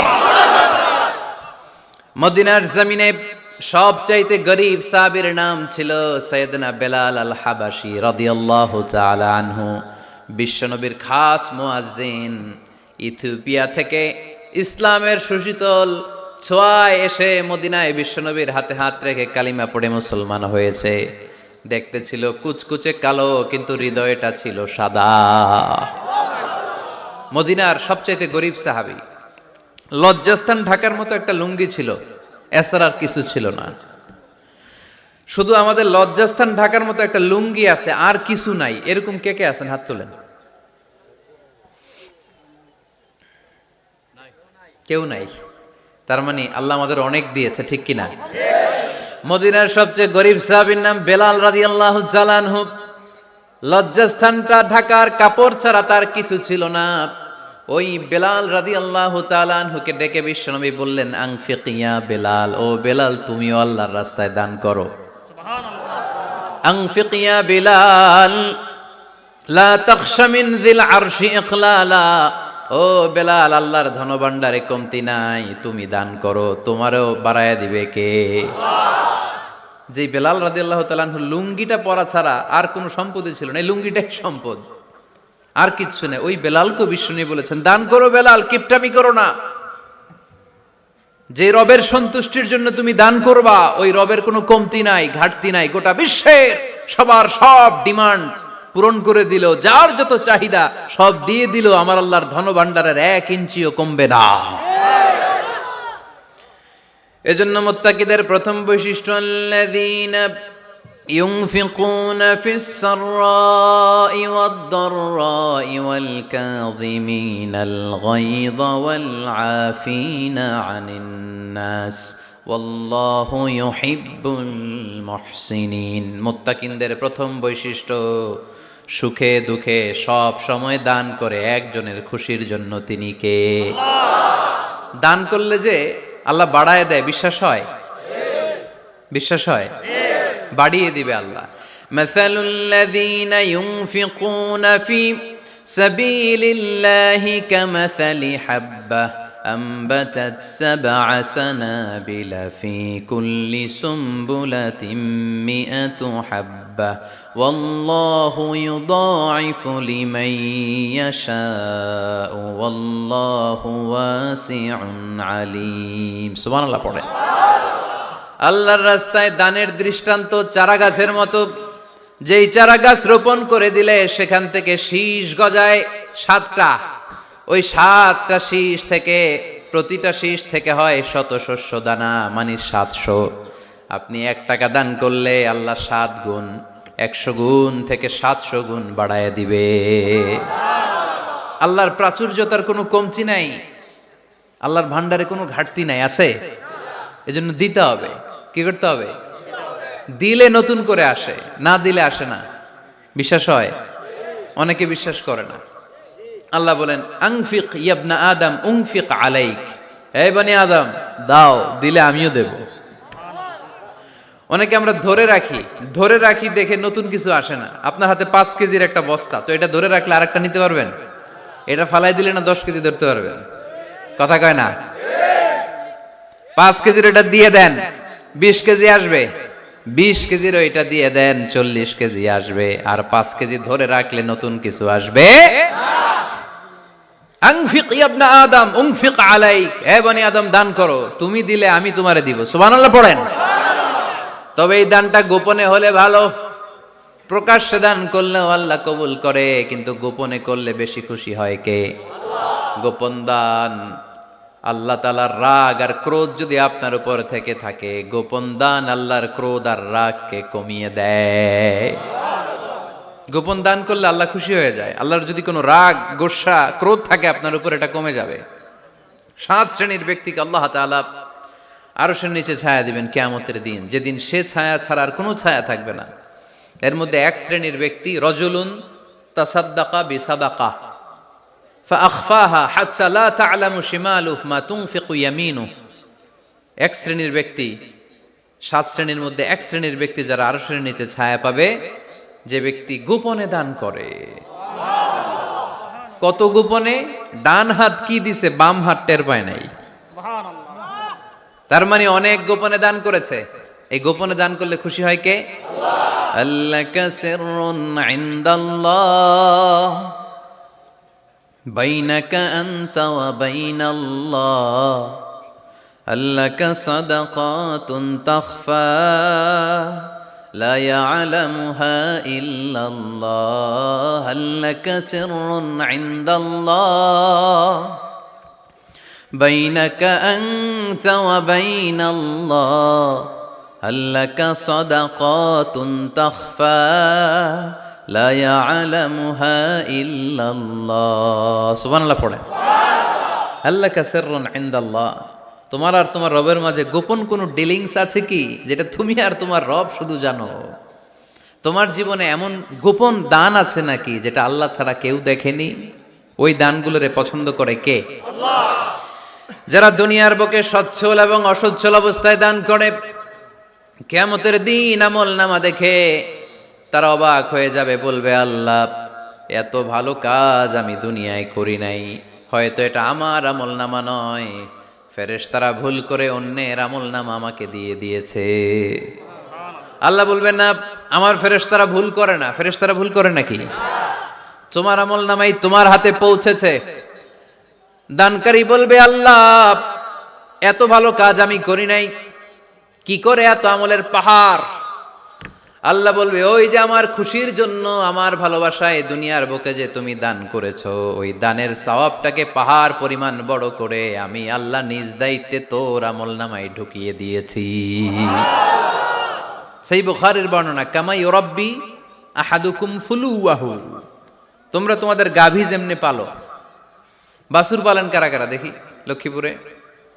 মাশাআল্লাহ, অনেক গরু টরু আছে তো এলাকায়। ছাগল পালন কারা কারা? ওট পালন কারা কারা দেখি? ওট নাই তো আল্লাহ রাসূল সাল্লাল্লাহু আলাইহি ওয়াসাল্লাম বললেন তোমরা যেমনি ওটের বাচ্চা পালো, বাছুর পালো, পেলে পুষে যেমনি বড় করো, তোমার ওই ছোট্ট দান, ওই দানটা যেহেতু আমার খুশির জন্য দিয়েছিলা, ওইটারে আমি পালছি। তোমরা যেমনি বাছুর পালছো, আমি আল্লাহ তোমার ছোট্ট দানের সওয়াবটাকে পেলেছি, পেলে পুষে ইয়া বড় উহুদ পাহাড়ের সমান করে এরপরে তোমার আমল নামায় উঠাইয়া দিছি। তাহলে মুত্তাকি বান্দার প্রথম গুণ, তারা দান করে। ইউনফিকুনা ফিস সাররাহ।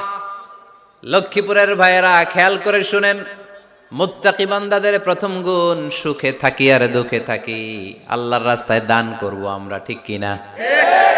সর্বাবস্থায় দান করতে হবে। ফিস সাররা, সুখের সময়ও করব, ফিদ দাররা, দুঃখের সময়ও করব। সুখের সময় যদি আমি বছরে 10,000 টাকা দান করি, দুঃখের সময় 10 টাকা তো দিতে পারবো। কথা বুঝে নাই বোধহয়? কষ্টের সময় অল্প দিব, কিন্তু দেয়ার ধারাবাহিকতাটা আমরা চালিয়ে যাব। পারা যাবে? তাহলে মুত্তাকিদের প্রথম গুণ, আল্লাযীনা ইউনফিকুনা ফিস সাররাই ওয়াদ দাররাই ওয়াল কাযিমিনাল গায়যা ওয়াল আফিনা আনিন নাস ওয়াল্লাহু ইউহিব্বুল মুহসিনিন। মুত্তাকিনদের প্রথম গুণ, সুখে দুঃখে মুত্তাকিরা আল্লাহর রাস্তায় দান করে। এটা বোঝা গেছে না? মনে থাকবে কতক্ষণ? হ্যাঁ, কাল কি ভুলা যাবে? আজীবন। হ্যাঁ, আজীবন মনে থাকবে। মনের কান দিয়ে শুনতে হবে। এই কান না, মনেও একটা কান আছে, ওই কান দিয়ে শুনলে ভুলবেন না। তাহলে মুত্তাকিদের প্রথম বৈশিষ্ট্য, যেহেতু আমরা মুত্তাকি হয়ে ফিরে যেতে চাই, মুত্তাকিদের প্রথম বৈশিষ্ট্য আমরা জানলাম, যারা সুখে দুঃখে কি করে? দান করলে বাড়ায় দেয় কে? আল্লাহ। ধৈর্য রাখলে নতুন কিছু পাওয়া যায়? ওটা ছেড়ে দেন, ওটা দিয়ে দেন, তাহলে নতুন কিছুর ব্যবস্থা করবে কে? আল্লাহ। তাহলে এটা বুঝে ফেলছেন না? হজম হয়েছে? হজম, এটার হজম করে ফেলেন। হয়ে গেছে গা? আচ্ছা, এবার আল্লাহ বললেন মুত্তাকিনদের 2 নাম্বার বৈশিষ্ট্য, ওয়াল কাযিমিনাল গায়যা। মুত্তাকি বান্দারা তাদের রাগকে হজম করে, রাগ সংবরণ করে, ক্রোধকে নিয়ন্ত্রণ করে। সুবহানাল্লাহ পড়েন। এইবার আসছে কঠিন ওয়াজ। এবার একজনকে হুজুর এটাই তো পারি না, এটাই তো পারি না, এটা পারতে হবে আপনাকে মুত্তাকি হতে চাইলে। ওয়াল কাযিমিনাল গায়য, মুত্তাকিনরা নিজেদের রাগকে সংবরণ করে, রাগ হজম করে, রাগের সময় নিজের উপর নিয়ন্ত্রণ রাখে। আমাদের অনেকের অনেক রাগ, এত রাগ, রাগের সময় হিতাহিত জ্ঞান থাকে না। এরকম আছে না নাই? রাগ কিন্তু অনেক ভয়ঙ্কর, জানেন? রাগ বেশি কার কার? লক্ষ্মীপুরের দেখি তো, খাইছে আছে তো দেখি, 3-4 জনের রাগ আছে না? বাকি সব আল্লাহর ওলি।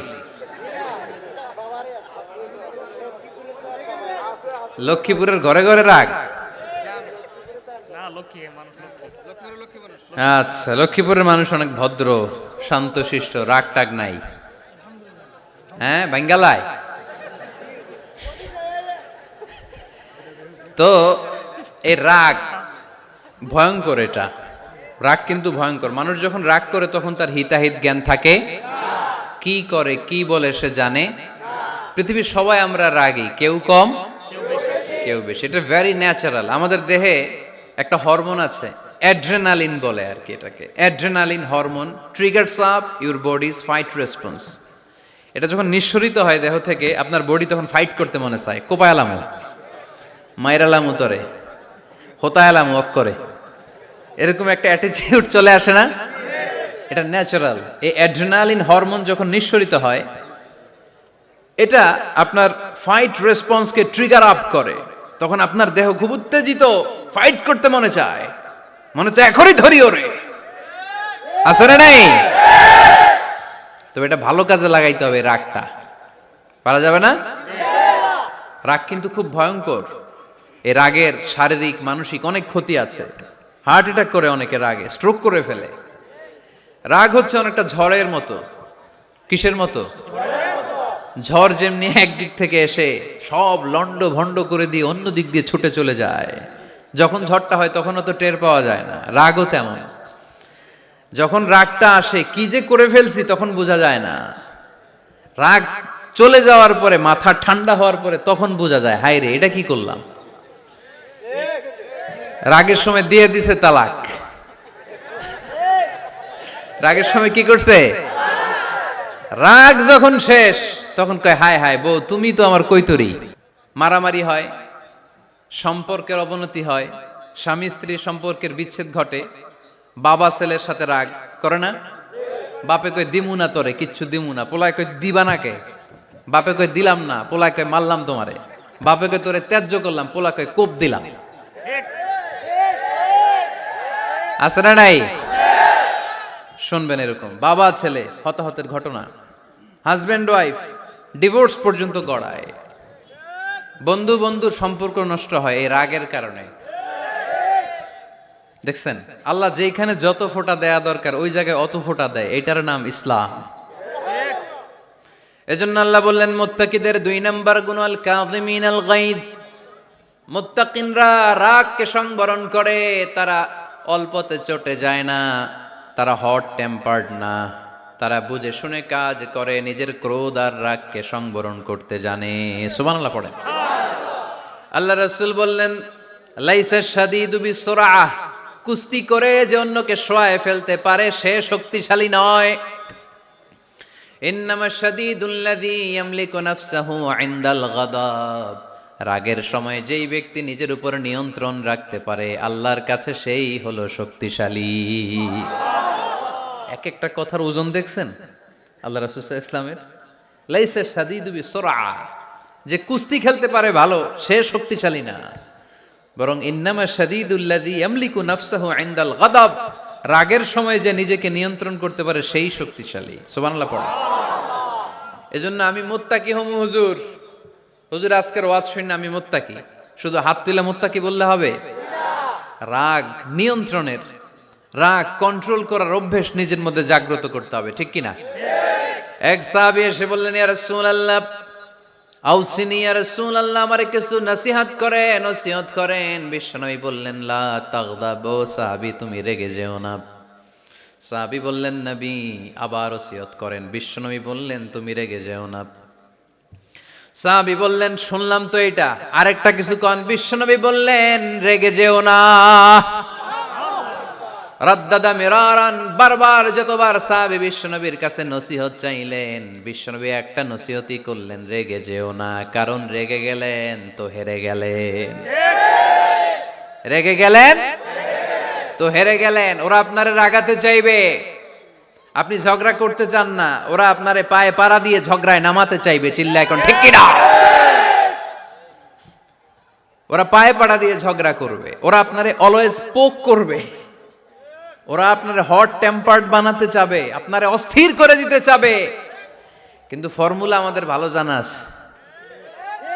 আমরা কোরআন থেকে ফর্মুলা নিয়ে চলি, মানব রচিত কোনো ফর্মুলায় আমরা চলি না। জোরে বলেন ঠিক কিনা? মুত্তাকিনদের 2 নাম্বার বৈশিষ্ট্য, ওয়াল কাযিমিনাল গায়জ, মুমিনরা নিজেদের রাগকে নিয়ন্ত্রণ করে। রাগ নাইকার, ক্ষোভ নাইকার, কিন্তু মুমিনরা, মুত্তাকিনরা চাইলেই রাগ দেখায় না। তারা রাগকে কি করে? পারবেন পারবেন আজকে থেকে ভাবির আর বকবেন না তো, ঝগড়া করবেন না তো, ছেলে মেয়েদের উপর উত্তেজিত হবেন না তো, হ্যাঁ? রাগারাগি করবেন, মনে থাকবে তো? আল্লাহ রাসূল সাল্লাল্লাহু আলাইহি ওয়াসাল্লাম কখনোই রাখতেন না। সুবহানাল্লাহ নাই?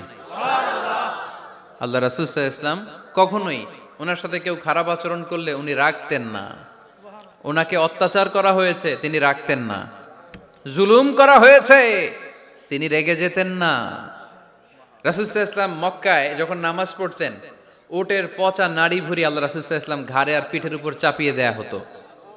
আমাদের কার কার পিঠের উপর নামাজ অবস্থায় উটের বা গরুর নাড়ি ভুঁড়ি চাপায়া দেয়া হয়েছে এলাকায়? আছে কেউ? নাই। তায়েফের ময়দানে আল্লাহ রাসূল সাল্লাল্লাহু আলাইহি ওয়াসাল্লাম দাওয়াত দিতে গেলেন, নিজের লাভের জন্য না তায়েফবাসীদের লাভের জন্য? খেয়ে না খেয়ে দিন প্রচারের কাজে নিজেকে দিয়েছ বিলিয়ে, তায়েফের কাফিরেরা চিনল না সে আলো, দুষ্ট ছেলেদের পিছু দিল লেলিয়ে, পাথরের আঘাতে ক্ষত বিক্ষত হয়ে সারা শরীর থেকে রক্ত ঝরে। হে রাসূল তোমাকে ভুলি আমি কেমন করে, হাজার ব্যথা বেদনার পরে।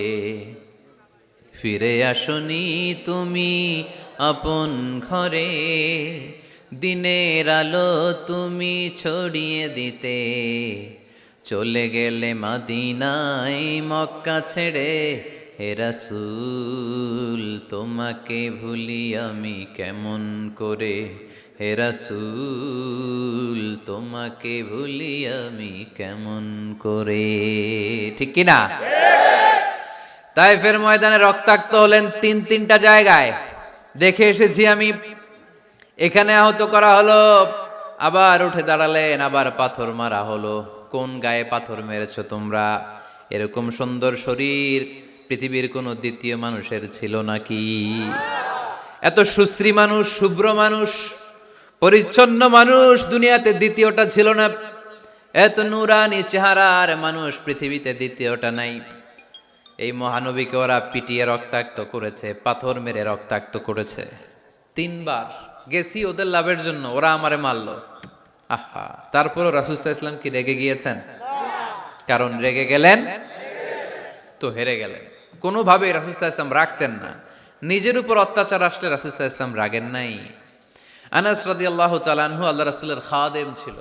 উনি বললেন, কুনতু আমশি মা রাসূলিল্লাহ, আমি একবার রাসূল সাল্লাল্লাহু আলাইহি ওয়াসাল্লামের সাথে কোথাও যাচ্ছিলাম।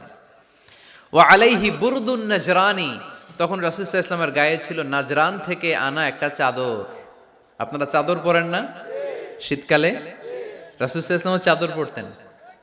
রাসূল সাল্লাল্লাহু আলাইহি ওয়াসাল্লাম নাজরান দেশ থেকে আনা একটা চাদর পরেছেন, গলিজুল হাশিয়া, যেই চাদরের এই কর্নারের ডিজাইনটা ছিল খসখসে। কি ছিল? হঠাৎ এক বেদুইন এসে রাসূল সাল্লাল্লাহু আলাইহি ওয়াসাল্লামের চাদর ধরে টান দিল। টান দেওয়ার সাথে সাথে রাসূল সাল্লাল্লাহু আলাইহি ওয়াসাল্লামের ঘাড়ের এই চামড়া ছিঁড়ে গেল। এই খসখসে যেহেতু ডিজাইন চাদরের, ওই খসখসে ডিজাইন ঘাড় আর কাঁধের এখানে যখন টান খেলো, ওই খসখসে ডিজাইনের দাগ বসে গেল, রাসূলের চামড়া ছিঁড়ে গেল ঘাড়ের। সে টান দিয়ে বলে, ইয়া মুহাম্মদ মুরলি মিন মালিল্লাহ, আসছে ভিক্ষা করতে। মূলত ভিক্ষা চাওয়ার ডিজাইন দেখছেন?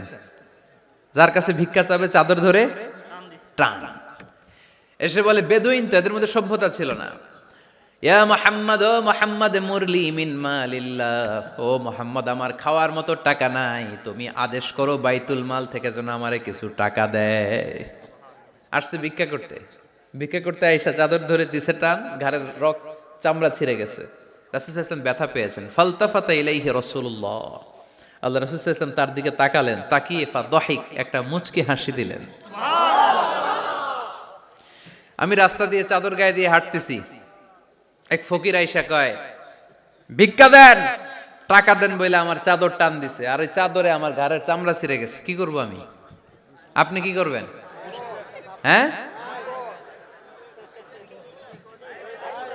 কোনি? আচ্ছা, তা আমরা ঠিকই ওরে ধরে মাইর দিতাম, তাই না? আজকে ওর একদিন কে আমার একদিন ভর্তা বানায় ফেলতাম ওরে পিটায় রাগের চোটে, ঠিক কিনা? আল্লাহ রাসূল সাল্লাল্লাহু আলাইহি ওয়াসাল্লাম try to think about it, try to ponder on the story. এই moral of the story কি? রাসূল সাল্লাল্লাহু আলাইহি ওয়াসাল্লামের প্রফেটিক স্টোরি থেকে আপনাকে ভাবতে হবে। ভিক্ষা করতে এসে চাদর ধরে টান দিয়ে ঘাড়ের চামড়া ছিঁড়ে ফেলেছে, রাসূল তাকিয়ে মুচকি হাসি দিলেন। মুচকি হাসি দিয়ে বললেন, যাও বাইতুল মাল থেকে কিছু সম্পদ ধরে দিয়ে দাও। কি নবী ছিলেন! তার মানে উনার গায়ে যত আঘাতই আসতো কখনো উনি রাখতেন, তবে মাঝে মাঝে রাখতেন। যদি আল্লাহর বিধান লঙ্ঘিত হতো তখন বিশ্বনবী রেগে যেতেন। আল্লাহর জমিনে আল্লাহর বিধান লঙ্ঘিত হলে এই লোকটা রেগে যেতেন, প্রিয় নবী তখন সহ্য করতেন না। এক সাহাবী এসে বললেন, ইয়া রাসূলুল্লাহ, এমন ইমাম পাঠিয়েছেন আমাদের এলাকায়, বড় বড় সূরা দিয়ে নামাজ পড়ায়, এত বড় সূরা দিয়ে পড়ে, তার পিছনে দাঁড়িয়ে থাকার ক্ষমতা আমার নাই। এই কথা শুনে বিশ্বনবী রেগে গেলেন, কারণ ইসলামের বিধান এখানে লঙ্ঘিত হচ্ছে, ঠিক কিনা? এত রাগলেন, চেহারা আগুনের গোলার মতো লাল হয়ে গেল। ওই সাহাবীকে ডেকে পাঠিয়ে ধমকালেন, খবরদার, তোমরা মানুষকে দিন থেকে ভাগিও না, সহজ করে ইসলামকে উপস্থাপন করো, জামাতের ইমামতির চান্স পেলে লম্বা কেরাত পড়ো না, একটা মিডিয়াম স্ট্যান্ডার্ড রেখে কেরাত পড়বা, কারণ তোমার পেছনে অসুস্থ লোক থাকতে পারে, মুসল্লি, মুসাফির থাকতে পারে, তাই না? আবার মদিনাতে বনু মাখজুমিয়া গোত্রের এক নারী চুরিতে ধরা পড়ল। কিসে? চুরির বিধান কি? السارق والسارقة فاقطعوا أيديهما جزاء بما كسبا نكالا من الله والله عزيز حكيم। চোর বা চুন্নি দামি কোনো জিনিস যদি চুরি করে নেয় তাহলে তার হাত কেটে দাও। If anyone steal something precious from the society, the government should cut down his right hand. Government কাটবে, আপনি কাটেন না। আবার মুরগি একটা চুরি করছে, দইরা রামদা দিয়ে এক কোপ, এরকম করা যাবে না, ওটা গভর্নমেন্ট করবে। তো রাসূল সাল্লাল্লাহু আলাইহি ওয়াসাল্লাম ছিলেন চিফ অফ দা গভর্নমেন্ট, রাসূল সাল্লাল্লাহু আলাইহি ওয়াসাল্লাম ডান হাত কেটে দিবে। কিন্তু যেই মেয়েটা চুরি করছে এলাকার খুব সম্ভ্রান্ত বংশের মেয়ে, অনেক সময় হয় না এমপির মেয়ে, চেয়ারম্যানের মেয়ে, বড় বিজনেস ম্যাগনেটের মেয়ে, ছেলে অন্যায় করে ফেলছে একটা, আছে না নাই? এখন সাহাবীরা দেখলেন মদিনায় যদি বিশ্বনবী এই চুরির বিচার কার্যকর করে মেয়েটার হাত কেটে দেয়, এই মেয়েটার সম্ভ্রান্ত বংশের লোকেরা বিশ্বনবীর উপর চড়াও হবে, নতুন করে দাঙ্গা বাঁধবে, সবাই যে বিশ্বনবীর কাছে বলবে, কিন্তু কেউ সাহস পায় না। উসামা বিন যায়েদ বিশ্বনবীর ভালোবাসা বড়ই পছন্দ করতেন বিশ্বনবী। সাইয়েদনা উসামা বিন যায়েদ রাদিয়াল্লাহু তাআলা আনহুকে সবাই বললেন, উসামা তুমি যাও, তোমারে বিশ্বনবী বড্ড ভালোবাসে, তুমি বললে তোমার কথা নবী ফিরাবে না। সাইয়েদনা উসামা যে বললেন, ইয়া রাসূলুল্লাহ, সবাই মিলে আমারে পাঠিয়েছে যেন আমি সুপারিশ করি, যদিও বনু মাখজুমিয়া গোত্রের মেয়েটা চুরিতে ধরা পড়েছে, মেয়েটা আসলেই চোর, চুরি করেছে, কিন্তু বড় একটা বিষয়কে খেয়াল করে নবী সবার সুপারিশের কারণে এই মেয়েটার হাত আপনি কেটে দিয়েন না। এই কথা বলার সাথে সাথে বিশ্বনবীর চেহারাটা আগুনের গোলার মতো লাল হয়ে গেল, ক্ষেপে গেলেন বিশ্বনবী, রেগে গেলেন, আর বললেন, এত বড় সাহস কোত্থেকে পেলে ওসামা? এটা তো আল্লাহর আইন, চোর চুরি করলে হাত কাটো কার আইন? বাংলাদেশে যদি এই আইন চালু হয়, চোর খুঁজে পাওয়া যাবে? দেশের টাকা যারা চুরি করে এদেরকে পাওয়া যাবে? পেঁয়াজের দাম যারা বাড়ায় এদের খুঁজে পাওয়া যাবে? মজুদদারদেরকে আর খুঁজে পাওয়া যাবে না, সব চোর মানুষ হয়ে যাবে, ঠিক কিনা? একটা বিচার যদি করে, সরাসরি সম্প্রচার, সব টিভিতে লাইভ ব্রডকাস্ট, আমরা দেখলাম চোরের হাত কাটতেছে কিভাবে, এরপরে চুরি করার আগে 10 বার ওর আত্মা কেঁপে উঠবে। রাসূল সাল্লাল্লাহু আলাইহি ওয়াসাল্লাম বললেন, এটা আল্লাহর আইন। কেমন করে তুমি সুপারিশ করো আল্লাহর আইন থামানোর জন্য? লাউ কানা ফাতিমাতু বিনতে মুহাম্মাদিন সারাকাত লাকাতা মুহাম্মাদুন ইয়াদাহা। আজকে আমার কলিজার টুকরা নয়নের পুটুলি ফাতেমাও যদি চুরিতে ধরা পড়তো, আমি ফাতেমার হাতটা কেটে দিতে 1 সেকেন্ডও দেরি করতাম না। আমার মেয়ে ফাতেমাও যদি চুরি করতো, আমি হাত কেটে দিতে দেরি করতাম। রেগে যেতেন প্রচন্ড, এমনে রাখতেন না। কেউ আক্রমণ করলে ব্যথা দিলে, কষ্ট দিলে রাখতেন না। কিন্তু আল্লাহর জমিনে আল্লাহর বিধান যখন লঙ্ঘিত হতো, আল্লাহ রাসূল সাল্লাল্লাহু আলাইহি ওয়াসাল্লাম রেগে যেতেন। তাহলে কোথায় রাগ করবেন আর কোথায় করবেন না বোঝা গেছে তো? সব জায়গায় রাগ করা যাবে? এজন্য মুত্তাকিনদের 2 নাম্বার বৈশিষ্ট্য, ওয়াল কাযিমিনাল গায়যা। মুত্তাকিনরা রাগ দেখায় না, মেজাজ দেখায় না, বরং মুত্তাকিন বান্দারা আল্লাহর খুশির জন্য নিজের রাগ আর ক্রোধকে নিয়ন্ত্রণ করে। রাসূল সাল্লাল্লাহু আলাইহি ওয়াসাল্লাম আল্লাহর বিধান লঙ্ঘিত হলে রেগে যেতেন, এছাড়া রাখতেন না। একবার তাহাজ্জুদের সময় সাইয়েদনা আলী রাদিয়াল্লাহু তাআলা আনহু আর ফাতেমা রাদিয়াল্লাহু তাআলা আনহাকে ডাকতে গেলেন তাহাজ্জুদ পড়ার জন্য। কিসের জন্য? যে ডাকলেন, দরজায় কড়া নাড়লেন, আলী ওঠো, ফাতিমা ওঠো। কিন্তু সাইয়েদনা আলী রাদিয়াল্লাহু তাআলা আনহু বললেন, কি জন্য উঠবো? আল্লাহ রাসূল সাল্লাল্লাহু আলাইহি ওয়াসাল্লাম বললেন, তাহাজ্জুদের জন্য। আলী রাদিয়াল্লাহু তাআলা আনহু একটু কৌশল করে বললেন, আমাদের রুহু তো আল্লাহর হাতে। রুহু কার হাতে? আল্লাহ যখন রুহু ফিরাই দিবে তখন ঠিকই উঠবো, পড়বো তাহাজ্জুদের নামাজ, পড়বো, রুহুটা ফিরে আসুক, পড়বো। একটু কৌশল করলেন। তো রাসূল সাল্লাল্লাহু আলাইহি ওয়াসাল্লাম এই কৌশলটারে পছন্দ করলেন না। রাসূল চাইছেন আমি বলা মাত্রই যেন উঠে যায়।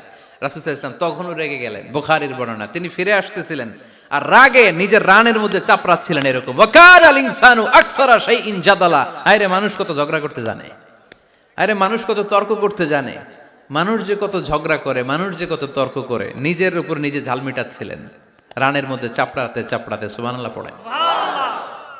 আক্রমণ করলে রাখতেন না, ওটের নারী ভুঁড়ি চাপিয়ে দিলে রাখতেন না, কিন্তু ধর্মীয় বিধান লঙ্ঘিত হলে বিশ্বনবী রেগে যেতেন। চিল্লা এখন সুবহানাল্লাহ। এজন্য মুত্তাকিদের 2 নাম্বার বৈশিষ্ট্য, আল কাযিমিনাল গায়দ, রাগকে সংবরণ করতে হবে, রাগ দেখানো যাবে না। রাগ দেখাবেন, কি করবেন? নিয়ন্ত্রণ করব। একজন নিয়ন্ত্রণ করবে শুধু, আর আপনারা কোপায় ফেলাইবেন সব। মাশাআল্লাহ। আরে বলো কি করবা? এভাবেই তো সমাজ পরিবর্তন হয়। শুনতে হবে তো আমার কথা, শুনতে হবে, জানতে হবে, দেন মানতে হবে। পরিবর্তনটা আস্তে আস্তে হয়। এই গুণে ধরা সমাজ এমনি নষ্ট হয় নাই, দীর্ঘদিনে নষ্ট হয়েছে। এটা ঠিক করতে হইলে আমাদের দীর্ঘ সময় লাগবে, দীর্ঘদিন লাগবে, অনেক ঘাম ঝরাতে হবে, অনেক পথ যেতে হবে, মাইলস টু গো, ঠিক কিনা? তাহলে রাগ দেখানো যাবে না। রাগকে কি করব? কন্ট্রোল করব। সবাই রাজি? যারা হাত তুলছিলা যে আমার রাগ বেশি, তোমাদের জন্য tips, how to control anger, কিভাবে রাগ কমাতে হয়। আল্লাহ রাসূল সাল্লাল্লাহু আলাইহি ওয়াসাল্লাম এটাও শিখাই দিছে। শুধু হুজুরে কইছে সুবহানাল্লাহ। সুবহানাল্লাহ বললে কি গুনাহ হবে? একবার সুবহানাল্লাহ পড়লে আকাশের জমিনের মাঝখানে সব ফাঁকা জায়গাটা সওয়াব দিয়ে ওই সওয়াব আল্লাহ আপনার আমলনামায় ঢুকায় দিবে। খুব চালাক এই এলাকার লোকেরা, সওয়াবের কথা শুই না, লাভ শুই না। সুবহানাল্লাহ, লাভ আছে যেখানে আমরা আছি। তো হাউ টু কন্ট্রোল অ্যাঙ্গার, কিভাবে রাগ থামাবো? যেহেতু মুত্তাকিনদের 2 নাম্বার বৈশিষ্ট্য ওয়াল কাযিমিনাল গায়জ, মুত্তাকিদের বৈশিষ্ট্য তারা রাগকে নিয়ন্ত্রণ করে। আল্লাহ রাসূল শিখাই দিলেন, 4টা পদ্ধতি শিখালেন রাগ কমানোর। কয়টা মনে থাকবে? অ্যাপ্লাই করবো এগুলো, দেখবো আজকে থেকে রাগ কমে কিনা। পারা যাবে? 2 সাহাবী বিশ্বনবীর সামনে ঝগড়া লাগলেন। কথা কাটাকাটি, কথার পিঠে কথা, কথার নাম লতা। কথা বলতে বলতে ঝগড়া লাগতে লাগতে এক সাহাবী রেগে মেগে আগুন, মারামারির জন্য উদ্যত হলেন। বিশ্বনবী দেখলেন ওই সাহাবীর চেহারাটা একেবারে আগুনের গোলার মতো লাল হয়ে গিয়েছে। বিশ্বনবী বললেন, ইন্নী লা আ'লামু কালিমাতান, আমি এমন একটা বাক্য জানি, এই রাগান্বিত সাহাবী যদি এখন এই বাক্যটা পড়া শুরু করে দেয়, তার রাগটারে নিমিষেই ঠান্ডা বানাইয়া দিবে কে? ওই সাহাবী বললেন, ইয়া রাসূলুল্লাহ, কি সেই বাক্য আমারে শিখায়া দেন। বিশ্বনবী বললেন, পড়ো, আউযু বিল্লাহি মিনাশ শাইতানির রাজীম। আবার পড়েন, আউযু বিল্লাহি মিনাশ শাইতানির রাজীম। সুবহানাল্লাহ। রাগ কমানোর দোয়া, সহিহ হাদিস। ওই সাহাবী যদি এই বাক্যটা পড়ে তার রাগ কমে যাবে। বাক্যটা হচ্ছে আউযু বিল্লাহি মিনাশ শাইতানির রাজীম। বিতাড়িত শয়তানের কাছ থেকে আল্লাহর কাছে পানাহ চাচ্ছি, প্রোটেকশন চাচ্ছি। বলতে দেরি, রাগ থামতে দেরি হবে না। টিপস নাম্বার 1 মনে থাকবে তো? টিপস নাম্বার 2, বিশ্বনবী বললেন, ইযা গাদিবা আহাদুকুম ফালইয়াসকুত। তোমাদের যখন প্রচন্ড রাগ চলে আসে, বেশি যখন, প্রচন্ড যখন তোমরা রেগে যাও, তখন কথা বন্ধ করে চুপ হয়ে যাও। কি করতে হবে? চুপ, একেবারে চুপ। অনেকে রাগের সময় গড়গড় করে কি যেন বলতে থাকে, আছে না নাই? রাগে গড়গড় করতে থাকে আর কি যেন বলতে থাকে। এই যত বলবেন, যত গালি দিবেন, বলে না গালি দেয় না রাগের সময়, অশ্রাব্য ভাষায় অনেকে গালি গালাজ শুরু করে দেয়, আছে না নাই? না, আসুকুত, ইদা গাদিবা আহাদুকুম ফালিয়াসকুত। আল্লাহ রাসূল সাল্লাল্লাহু আলাইহি ওয়াসাল্লাম বললেন, যখন তোমাদের কেউ প্রচন্ড রেগে যায়, সে তার কথা যেন বন্ধ করে দেয়। চুপ, keep silent, keep quiet, relax, cool. পারবেন? তাহলে প্রথম টিপস কি পড়তে হবে? বাইরে নামক দিয়া পড়েন, আউযু বিল্লাহি মিনাশ শাইতানির রাজীম। এটা হলো 1 নাম্বার টিপস। 2 নাম্বার টিপস, ইযা গাদিবা আহাদুকুম ফালইয়াসকুত। মাশাআল্লাহ, চুপ থাকতে হবে। বেশি রাগ চলে আসলে কি করতে হবে? 3 number tips, lower your action. আপনার অ্যাকশনকে কমায় দেন। কিন্তু আমরা ওই সময় মারি ডাইরেক্ট অ্যাকশন। রাগের সময় আমরা কি করি?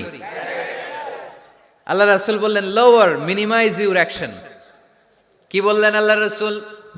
অ্যাকশন কমাও, কার্যক্রম কমায় দাও। ইযা গাদিবা আহাদুকুম ওয়া হুয়া কাইম ফালিয়াজলিস। দাঁড়ানো অবস্থায় তোমাদের কেউ যদি রেগে যায়, সে যেন বসে পড়ে। ফাইন যাহাবা আনহুল গাদাবু ওয়া ইল্লা ফালিয়াত্তাজি। কেউ যদি দাঁড়ানো অবস্থায় রেগে যায়, সে যেন বসে পড়ে। বসে থাকার পরেও যদি তার রাগ কমতে না চায়, সে যেন শুয়ে পড়ে। তাহলে দাঁড়ানো অবস্থায় রাগ আসলে কি করবেন? বসা অবস্থায় রাগ আসলে, শোয়া অবস্থায় রাগ আসলে চোখ বন্ধ করে ঘুমায় যাবেন। রাগ আসবে আর সুবহানাল্লাহ কইবেন না? কত বড় ফিজিশিয়ান, কত বড় ডাক্তার আল্লাহ রাসূল সাল্লাল্লাহু আলাইহি ওয়াসাল্লাম। সুবহানাল্লাহ পড়েন। কয়টা গেল? কয়টা? 1 নাম্বার কি পড়া? মাশাআল্লাহ। 2 নাম্বার চুপ থাকা। 3 নাম্বার দাঁড়ায় থাকলে বসে যাওয়া, বসা থাকলে পারবেন? 4 নাম্বারটা অনেক মজার টিপস, শুনবেন? আল্লাহ রাসূল সাল্লাল্লাহু আলাইহি ওয়াসাল্লাম বললেন, 4 নাম্বার টিপস শুনো। ইন্নাল গাদাবা মিনাশ শাইতান। নিশ্চয়ই রাগ আসে শয়তান থেকে। ওয়া ইন্নাশ শাইতানা খুলিকা মিনান নার। শয়তান তৈরি আগুন থেকে। ওয়া ইন্নান নারা তুতফাউ বিল মা। আগুন নিবানো হয় পানি দিয়ে। ফাইদা গাদিবা আহাদুকুম ফালিয়াতাওয়াদ্দাহ। তাই কারো যখন রাগ খুব বেড়ে যায়, সে যেন ঠান্ডা পানি দিয়ে ওযু করে। কি সুন্দর টিপস, কি সুন্দর ফিলোসোফার আল্লাহ রাসূল সাল্লাল্লাহু আলাইহি ওয়াসাল্লাম। কত বড় দার্শনিক ছিলেন তিনি। আল গাদাবু মিনাশ শাইতান, কথার সিকোয়েন্স দেখেন, ওজন দেখেন। আল গাদাবু মিনাশ শাইতান, রাগ আসে শয়তানের থেকে। রাগ এনে দেয় কে? শয়তান। ওয়াশ শাইতানু খুলিকা মিনান নার, শয়তান তৈরি কি থেকে? আগুন থেকে। ওয়ান নারু তুতফাউ বিল মা, আগুন নিভায় কি দিয়ে? ফাইদা গাদিবা আহাদুকুম ফালিয়াতাওয়াদ্দা, তাই তোমাদের কেউ যখন রেগে যায় সে যেন পানি দিয়ে ওযু করে নেয়। পারবেন? ওযু করে ফেলবেন ঠান্ডা পানি দিয়ে। ঠান্ডা পানি মাথায় দিবেন, চোখে পানির ঝাপটা দিবেন। আপনার রাগকে ঠান্ডা করে দিবে কে? তাহলে আওয়াজ করে বলেন, রাগ কমানোর 1 নাম্বার ফর্মুলা কি? আউযু বিল্লাহি মিনাশ শাইতানির রাজিম। 2 নাম্বার চুপ থাকা। 3 নাম্বার বসে পড়া, শুয়ে পড়া। 4 নাম্বার ওযু করা। 4 নাম্বার। এই 4টা পদ্ধতিতে আপনি রাগ কমাতে চাইলে আপনার রাগ কমায় দিবে কে? আল্লাহ। এজন্য আল্লাহ বললেন, আমার মুমিন বান্দার 2 নাম্বার গুণ, তারা রাগকে নিয়ন্ত্রণ করে। আল্লাযীনা ইউনফিকুনা ফিস সাররাই ওয়াদ দাররাই ওয়াল কাযিমিনাল গায়য।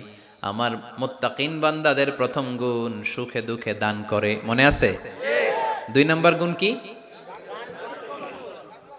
রাগকে নিয়ন্ত্রণ করে। 3 নাম্বার গুণ হচ্ছে ওয়াল আফিনা আনিন নাস, মানুষকে ক্ষমা করে দেয়। মানুষকে কি করে? আমরা তো ক্ষমা করি না। হ্যাঁ, দইরা আবুইটালা মানে কি? এটার মিনিং কি? ফিশালায়। হ্যাঁ, কি করে? আইকালায়, আইজ্জালায়, আইকালা, আইকালা আঞ্চলিক শব্দ। আঞ্চলিক শব্দগুলো অনেক সুন্দর, এক এক জেলায় এক এক রকম। তার মানে আমরা ক্ষমা করতে চাই না, আমরা দইরা আইকালাই। তার মানে আমরা রাগ ঝাড়ি আর কি, ভিতরে যে ক্ষোভ জমা থাকে এগুলো ঝাড়ি, আমরা ক্ষমা করতে চাই না। কিন্তু ভাই, মুত্তাকি যদি হতে চান আপনাকে ক্ষমা করে দিতে হবে। কি করবেন? কি করবেন? ক্ষমা করে দেন। আচ্ছা, একটু আওয়াজ করে উত্তর দেন। আমরা আল্লাহর কাছে এই যে পাপ করি, অন্যায় করি, মাফ চাই না? ক্ষমা চাই না? আল্লাহ আমাদেরকে ক্ষমা করুক, এটা আমরা চাই কি চাই না? আল্লাহ আমাদেরকে ক্ষমা করুক এটা আমরা চাই, কিন্তু আমরা আমাদেরকে ক্ষমা করতে পারি না। যদি আল্লাহর কাছে ক্ষমা পেতে চান তাহলে আগে নিজেরা নিজেদেরকে ক্ষমা করে দেন। আল্লাহ, ভুল করছি, আল্লাহ মাফ করে দাও, ক্ষমা করো। আমি ক্ষমা চাইতেছি, কিন্তু আমি ক্ষমা করি না আরেকজন রে। তো তুমি ক্ষমা করো না, তুমি ক্ষমা চাও কোন সাহসে? মা যাদাল্লাহু আবদান বিআফবিন ইল্লা ইজ্জান। আল্লাহর হাবিব ফরমান, কোন বান্দা যদি অন্য বান্দারে ক্ষমা করে দেয় আল্লাহ ওই বান্দার মর্যাদা বাড়িয়ে দেয়। ওয়া ইন তা'ফু ওয়া তাসফাহু ওয়া তাগফিরু ফাইন্নাল্লাহা গফুরুর রহিম। তুমি যদি অন্যরে মাফ করে দাও, তুমি যদি অন্যের ভুল ক্ষমা করে দাও, তোমার ভুলগুলোও ক্ষমা করে দিবে কে? আল্লাহুম্মা ইন্নাকা আফুন কারীম। কদরের রাত্রে আমরা পড়ি, আল্লাহ তুমি ক্ষমাশীল, তুহিব্বুল আফওয়া, ক্ষমা করাকে তুমি ভালোবাসো। ফাআফু আন্নি, আল্লাহ তুমি আমারে ক্ষমা করে দাও।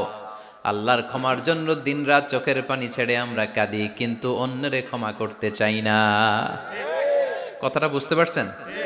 আমরা আল্লাহর ক্ষমা চাই, কিন্তু আমরা আমাদেরকে ক্ষমা পেতে হলে আগে ক্ষমা, ক্ষমা পেতে হলে আগে ক্ষমা।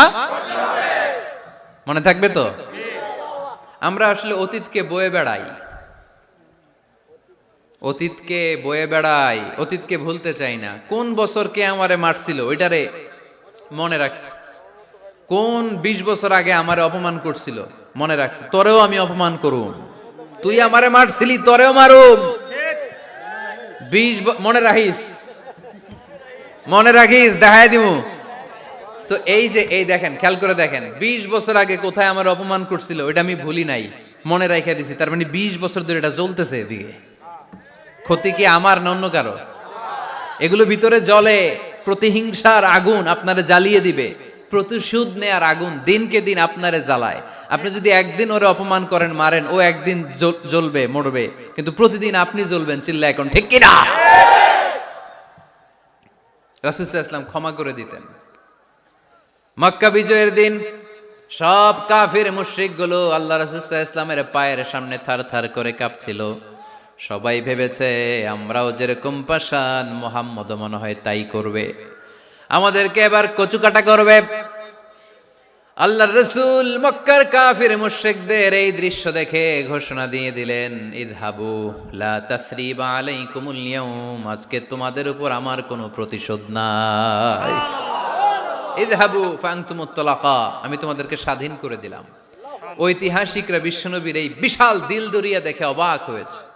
তারা বলতে বাধ্য হয়েছে, in the long history of the world there is no instance of magnanimity and forgiveness which was showed by Muhammad sallallahu when all of his enemies laid under his feet and he forgave them one and all.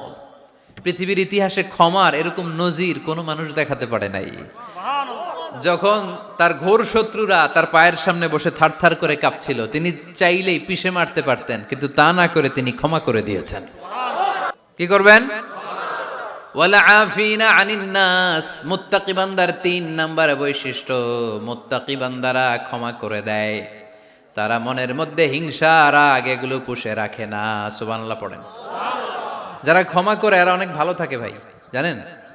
আপনি ক্ষমা করে দিলে আপনি শান্তিতে থাকবেন। আপনি যদি আপনার ব্যাড এক্সপেরিয়েন্স, তিক্ত অভিজ্ঞতা, কে আপনারে গালি দিছিল, কষ্ট দিছিল, সবসময় এগুলো বয়ে বেড়ান, it will burn yourself inside. এগুলো আপনার ভিতরে জ্বালায় পড়ে সারখার করে দিবে। আর যদি ভুলে যান, জায়গায় মাফ করে দেন, তাহলে শোধবোধ সব শেষ। আমি আছি শান্তিতে, ঠিক কি না? আমরা শান্তি চাই কি চাই না? আমরা অতীতের এই কষ্ট বুকে নিয়ে আর চলতে চাই? সমাধান একটাই, ক্ষমা করে দেন। স্টামফোর্ড ইউনিভার্সিটি, ক্যালিফোর্নিয়ার স্টামফোর্ড ইউনিভার্সিটির একজন প্রফেসর ফ্রেডরিক লাস্কিন, ওনার একটা আর্টিকেল আমি পড়েছি। ওখানে উনি গবেষণা চালিয়েছেন। অনেক মানুষের মধ্যে গবেষণা চালিয়ে দেখেছেন যে যারা অন্যরা ক্ষমা করতে পারে না, এদের রোগবালাই বেশি, কষ্ট বেশি।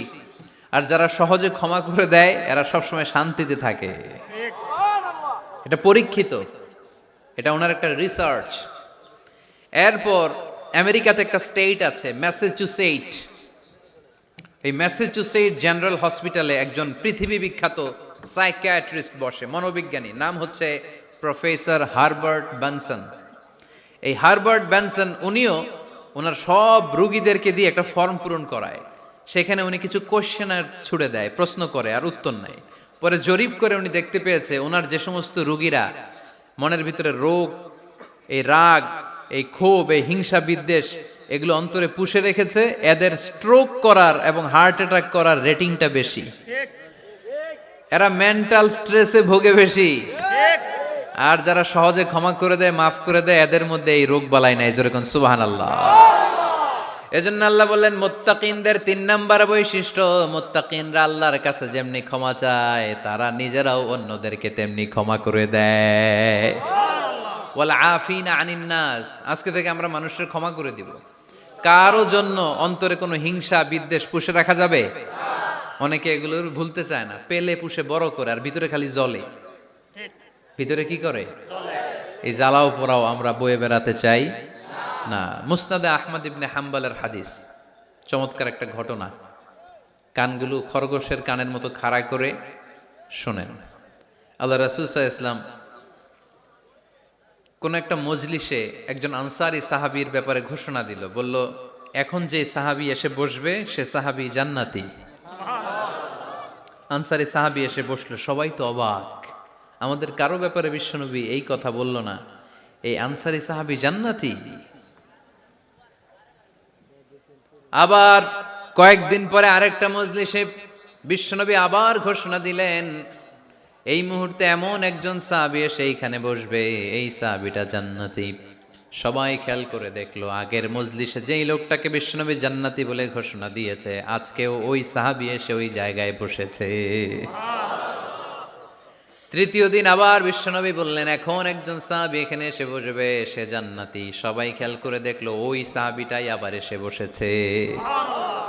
সবাই অবাক, কি আজীব, কি আছে এই সাহাবীর মধ্যে, যে সাহাবীর ব্যাপারে খুদ বিশ্বনবী তিনবার ঘোষণা দিলেন যে সে জান্নাতি। সবচেয়ে বেশি অবাক হয়েছিলেন সাইয়েদনা আব্দুল্লাহ ইবনে আমর ইবনে আস। মনে মনে ভাবলেন, এটা তো চারটেখানে কোনো কথা না, বিশ্বনবীর অ্যানাউন্সমেন্ট। দুনিয়ার বুকে বিশ্বনবী তিনবার এই আনসারী সাহাবীকে জান্নাতি বলে ঘোষণা দিয়েছে, নিশ্চয়ই এই সাহাবীর এমন বিশেষ কোনো আমল আছে, এমন বিশেষত্ব আছে যেটা আমাদের মধ্যে নাই। যেমন করেই হোক এই সাহাবীর ভেতরের সব খবর আমার জানতে হবে। সাইয়েদনা আব্দুল্লাহ ইবনে আমর ইবনে আস একবার পরিকল্পনা করে ওই সাহাবীর বাড়িতে চলে গেলেন, যে বললেন, ভাই আমার আব্বার সাথে কয়েকদিন ধরে ঝগড়া, আমার ঘরে থাকতে মন চাচ্ছে না, তোমার বাসায় মেহমান হয়ে এসেছি, যদি তুমি অনুমতি দাও তোমার বাড়িতে 3 দিন মেহমান হয়ে আমি থাকতে চাই। কখন এই আনসারী সাহাবী কি করে, 1 দিন 2 দিন 3 দিন পর্যন্ত ফলো করার পরে সাইয়েদনা আব্দুল্লাহ ইবনে আমর ইবনে আস এমন কোনো বিশেষ আমল এই সাহাবীর মধ্যে খুঁজে পায় নাই। 3 দিন গভীরভাবে পর্যবেক্ষণ, অবজারভেশনের পরে বিশেষ কোনো আমল ওনার চোখে পড়ে নাই। এবার 3 দিন পরে তো চলে যাবার পালা, ঠিক কিনা? এবার তিনি সোজা সাপটা আনসারী সাহাবীর কাছে যে ভিতরের কথা খুলে বলে ফেললেন। বললেন, ও ভাই, আসলে আমার বাবার সাথে এমন বড় কোনো ঝগড়া আমার হয় নাই যে কারণে বাড়ি থেকে বের হয়ে তোমার মেহমান আমার হওয়া লাগবে। আমি বিশেষ এক উদ্দেশ্যে এসেছি। কি উদ্দেশ্য? আব্দুল্লাহ ইবনে আমর ইবনে আস এবার বলতে আরম্ভ করলেন, আমরা খেয়াল করেছি 3টা মজলিসে বিষ্ণু ঈসা ইসলাম তোমাকে জান্নাতি বলে ঘোষণা করেছে। তাই আমি জানার জন্য এসেছি তুমি এমন কি আমল করো যে কারণে বিশ্বনবী ঘোষণা দিলেন যে তুমি জান্নাতি। কি এমন বিশেষ আমল আছে তোমার, আমার একটু বলো, আমি ওই আমল করে জান্নাতি হতে চাই। আল্লাহু আকবার। এবার আনসারী সাহাবী মুখ খুললেন, উনি বললেন, ও ভাই আব্দুল্লাহ ইবনে আমর ইবনে আস, এমন কোনো বিশেষ আমল আমার নাই। হালাল পন্থায় রুজি করি, ব্যবসা করি, নামাজের সময় নামাজ পড়ি, রাতে এসে ঘুমিয়ে যাই, ফজরের আগ দিয়ে উঠে তাহাজ্জুদ পড়ি, সময় মতো জিকির আজকার করি, কোরআন তেলাওয়াত করি, কিছু দান সদকা করি। সবাই যা করে আমিও তাই করি, স্পেশাল কোনো আমল আমার জীবনে নাই। তবে আব্দুল্লাহ ইবনে আমর ইবনে আস, শুনে রাখো, একটা কাজ আমি প্রতি রাতে করি, হয়তোবা এ কারণেও বিশ্বনবী আমার ব্যাপারে এমন ঘোষণা দিতে পারে। আব্দুল্লাহ বললেন, ও আনসারী সাহাবী, কি কাজ তুমি করো?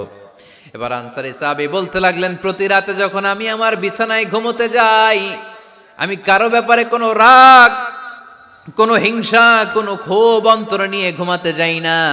ওই দিন যার সাথে যা হয়েছে সবাই রে মাফ করে দিয়ে মিটমাট করে একটা প্রশান্ত অন্তর নিয়ে আমি বিছানায় ঘুমাতে যাই।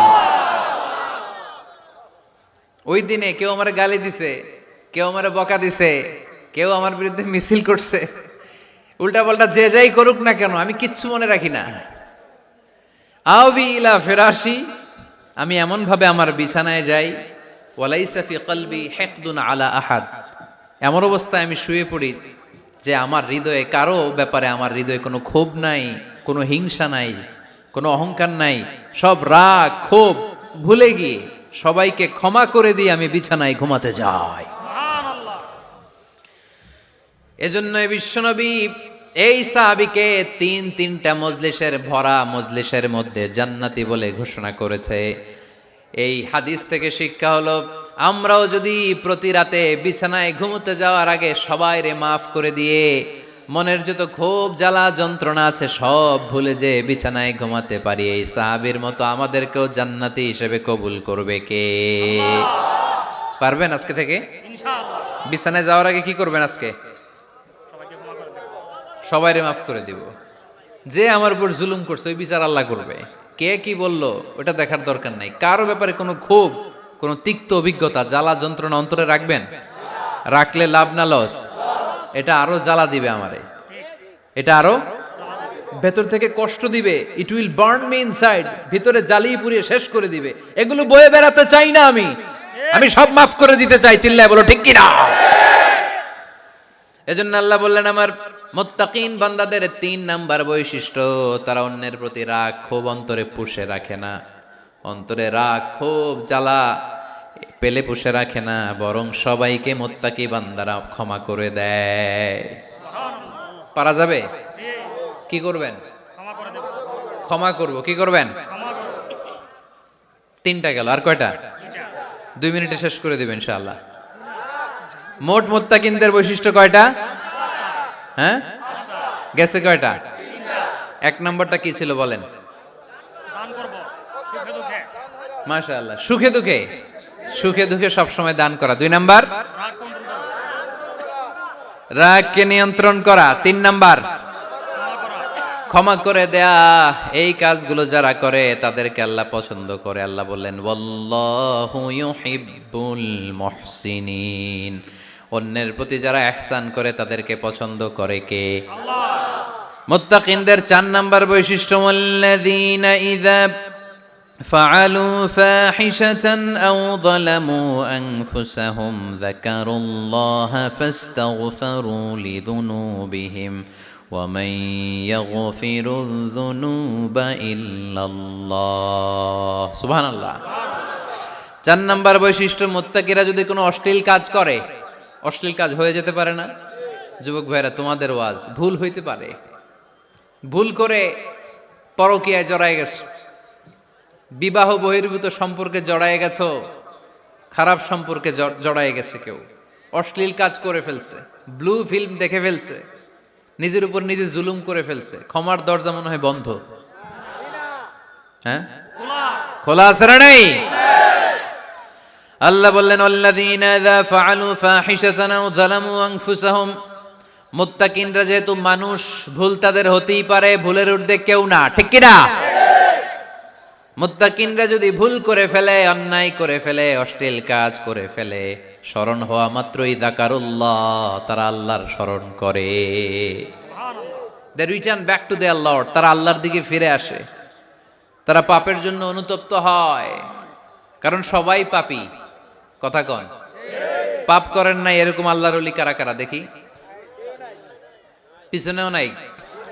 পৃথিবী না জানুক আমি তো জানি, পৃথিবী না জানুক আমি তো জানি, আমি কি পাপ করেছি হায়। সবার জানা আছে না? পাপ আছে না নাই? আমার পাপের করলে বিচার, বাঁচার আমার নাই উপায়, দয়াময় প্রভু মাফ করো আমায়, মাফ করো আমায়। পড়েন আমিন।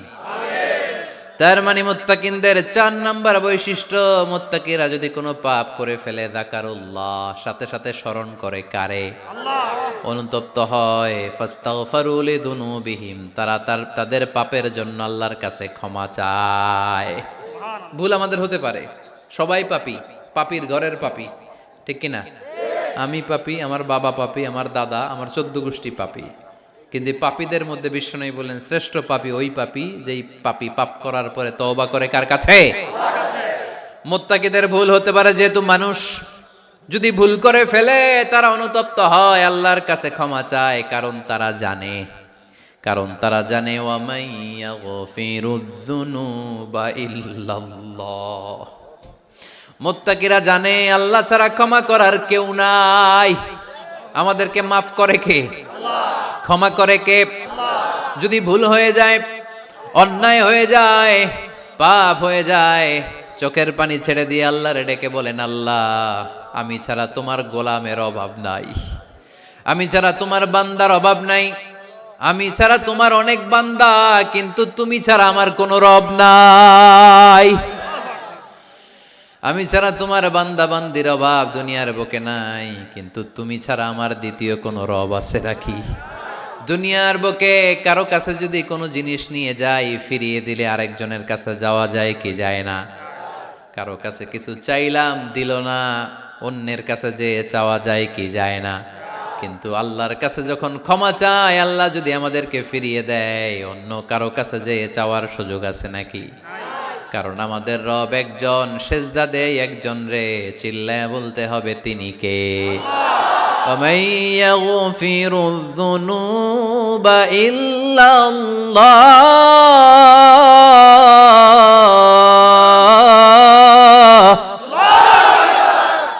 ومن يغفر الذنوب إلا الله আল্লাহ ছাড়া গুনাহ ক্ষমা করার দ্বিতীয় কোনো মাবুদ আমাদের আছে নাকি? ومن يغفر الذنوب إلا الله, তিনি ছাড়া কে করবে আমাদের গুনার ক্ষমা? তিনি ছাড়া পাপ মোচন করার, পাপগুলো গুনাহগুলো ক্ষমা করে দেয়ার আর দ্বিতীয় কেউ। এজন্য আল্লাহ বললেন, আমার মুত্তাকি বান্দারা যদি ভুল করে ফেলে, অন্যায় করে ফেলে, আমার কাছে ক্ষমা চায়। আমার কাছে ক্ষমা চাইতে দেরি, আমি আল্লাহর ক্ষমা করতে দেরি হয় না। তাহলে পাপ হলে, ভুল করে অন্যায় করলে ক্ষমা চাবো কার কাছে? চারটা গুণের কথা বললাম, কয়টা? চার নাম্বার হচ্ছে যদি ভুল হয়ে যায়, যদি অন্যায় করে ফেলি, ক্ষমার দরজা খোলা, আমরা সে আল্লাহর কাছে চাইবো, আল্লাহর কাছে ক্ষমা মাংনা করবো। চিল্লায় বলেন ঠিক কিনা? এরপরে 5 নম্বরে আল্লাহ বললেন, ওয়ালাম ইউসিররু আলা মা ফাআলু ওয়া হুম ইয়ালামুন, তারা জেনে শুনে ওই পাপ বারবার করবে না। সুবহানাল্লাহ পড়েন। ভুল একটা হয়ে গেছে, ক্ষমা চাইলাম। সকালে খাদ্যে ভেজাল দিছি, বিকালে মাফ চাইলাম, আল্লাহ ভুল করে ফেলছি, মাফ করে দাও। এরপরের দিন দোকানে যে আবার ভেজাল মিশাইলাম, আবার মাফ। এরপরের দিন আবার মাফ, আল্লাহ মাফ করবে? সকালবেলায় ওজনে কম দিলাম, বিকেলে মাফ চাইলাম, আল্লাহ ভুল হয়ে গেছিল, ক্ষমা করে দাও। এরপরের দিন দোকানে যে আবার ওজনে কম দিলাম, আবার রাত্রিবেলা মাফ চাইলাম, তারপরের দিন আবার কম দিলাম, আবার মাফ চাইলাম। এরকম করলে মাফ করবে নাকি? ওয়ালাম ইউসিররু আলা মা ফাআলু ওয়া হুম ইয়ালামুন, জেনে বুঝে ওই পাপ কাজ আর করবে না। কালে ভদ্রে 2-1 বার ভুল অন্যায় পাপ হয়ে যেতে পারে, কিন্তু মুমিনরা কি ওটা কন্টিনিউ করে? মুত্তাকিনরা কি ওটা বারবার চালিয়ে যায়? বারবার চালালে এটা আল্লাহর সাথে গেম খেলা হয়, ঠিক কি না? সকালে আল্লাহ রেখে ওই একটা, বিকালে আজকে একটা, কালকে এমনটা করা যাবে? এজন্য আল্লাহ বললেন, আমার মুত্তাকি বান্দাদের 5 নম্বরে বৈশিষ্ট্য হলো ওয়ালাম ইউসিররু আলা মা ফাআলু ওয়া হুম ইয়ালামুন। ওয়ালাম ইউসিররু, তাফসীর ইবনে কাসীরে এর তাফসীর এসেছে ওয়ালাম ইয়াস্তামিররু আলা মা ফাআলু ওয়া হুম ইয়ালামুন, জেনে বুঝে যেই ভুল কাজ করে ফেলছে এটা বারবার করে না। এজন্য বারবার করা যাবে? মাফ চাওয়ার পরে ওই কাজ আর করব আমরা? এই 5টা কাজ যদি করি তাহলে মুত্তাকিদের কাতারে আমাদেরকে উঠায় দিবে কে? এজন্য আল্লাহ বললেন, উলাইকা জাযাউহুম মাগফিরাতুম মির রাব্বিহিম ওয়া জান্নাতুন তাজরি মিন তাহতিহাল আনহারু খালিদিনা ফিহা ওয়া নি'মা আজরুল আমিলিন।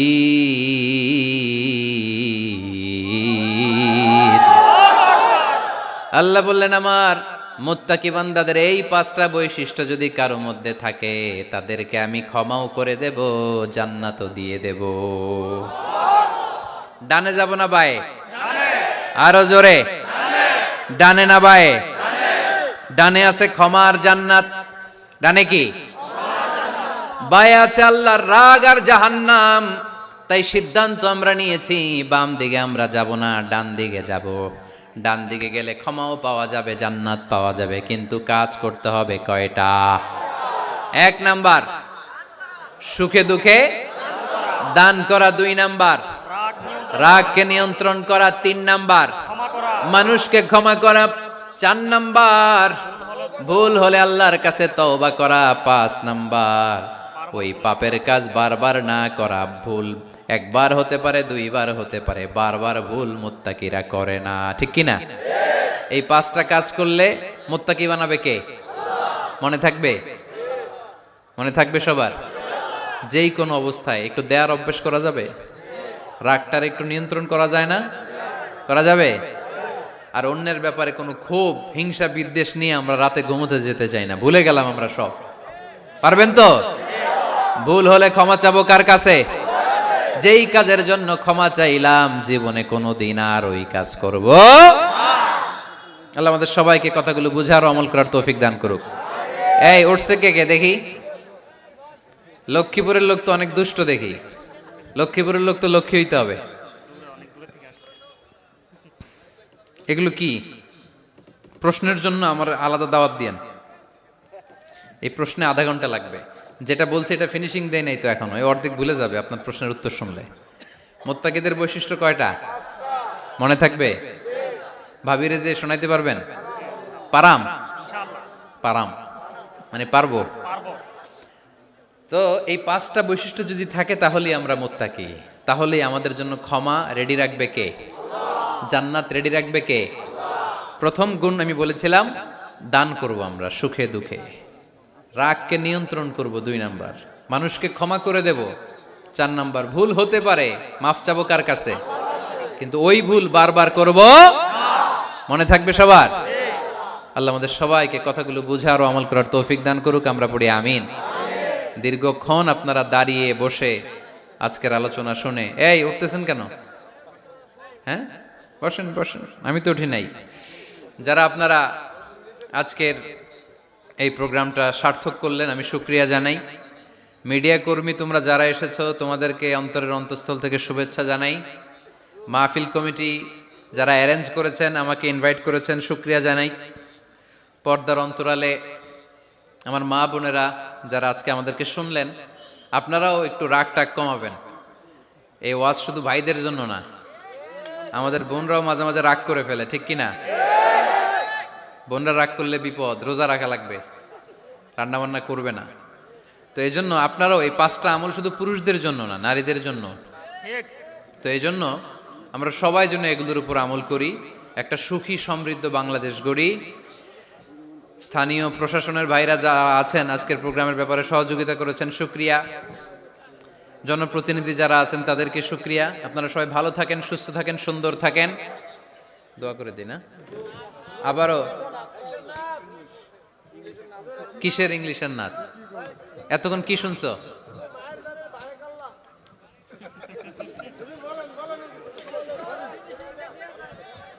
ফিনিশিংটা দিয়া যান।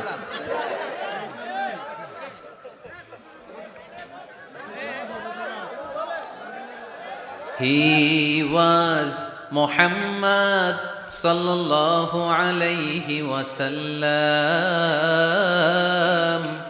Muhammad, mercy upon mankind, teacher of all mankind, Abul Qasim, Ya Habibi, Ya Muhammad, Ya Shafi'i, Ya Muhammad, خير خلق الله محمد، يا مصطفى يا إمام المرسلين، يا مصطفى يا شفيع العالمين.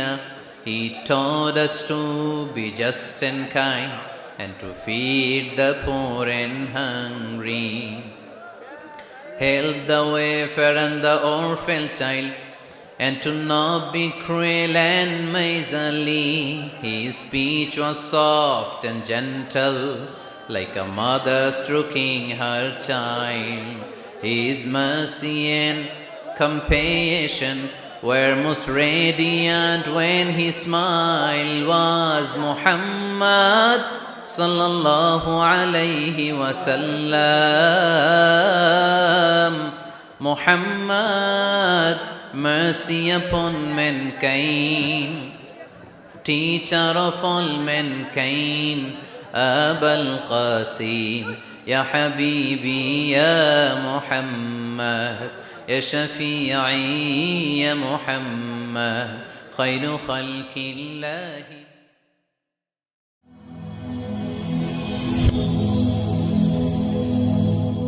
Rose TV 24. Enjoy by listening to the Holy Quran.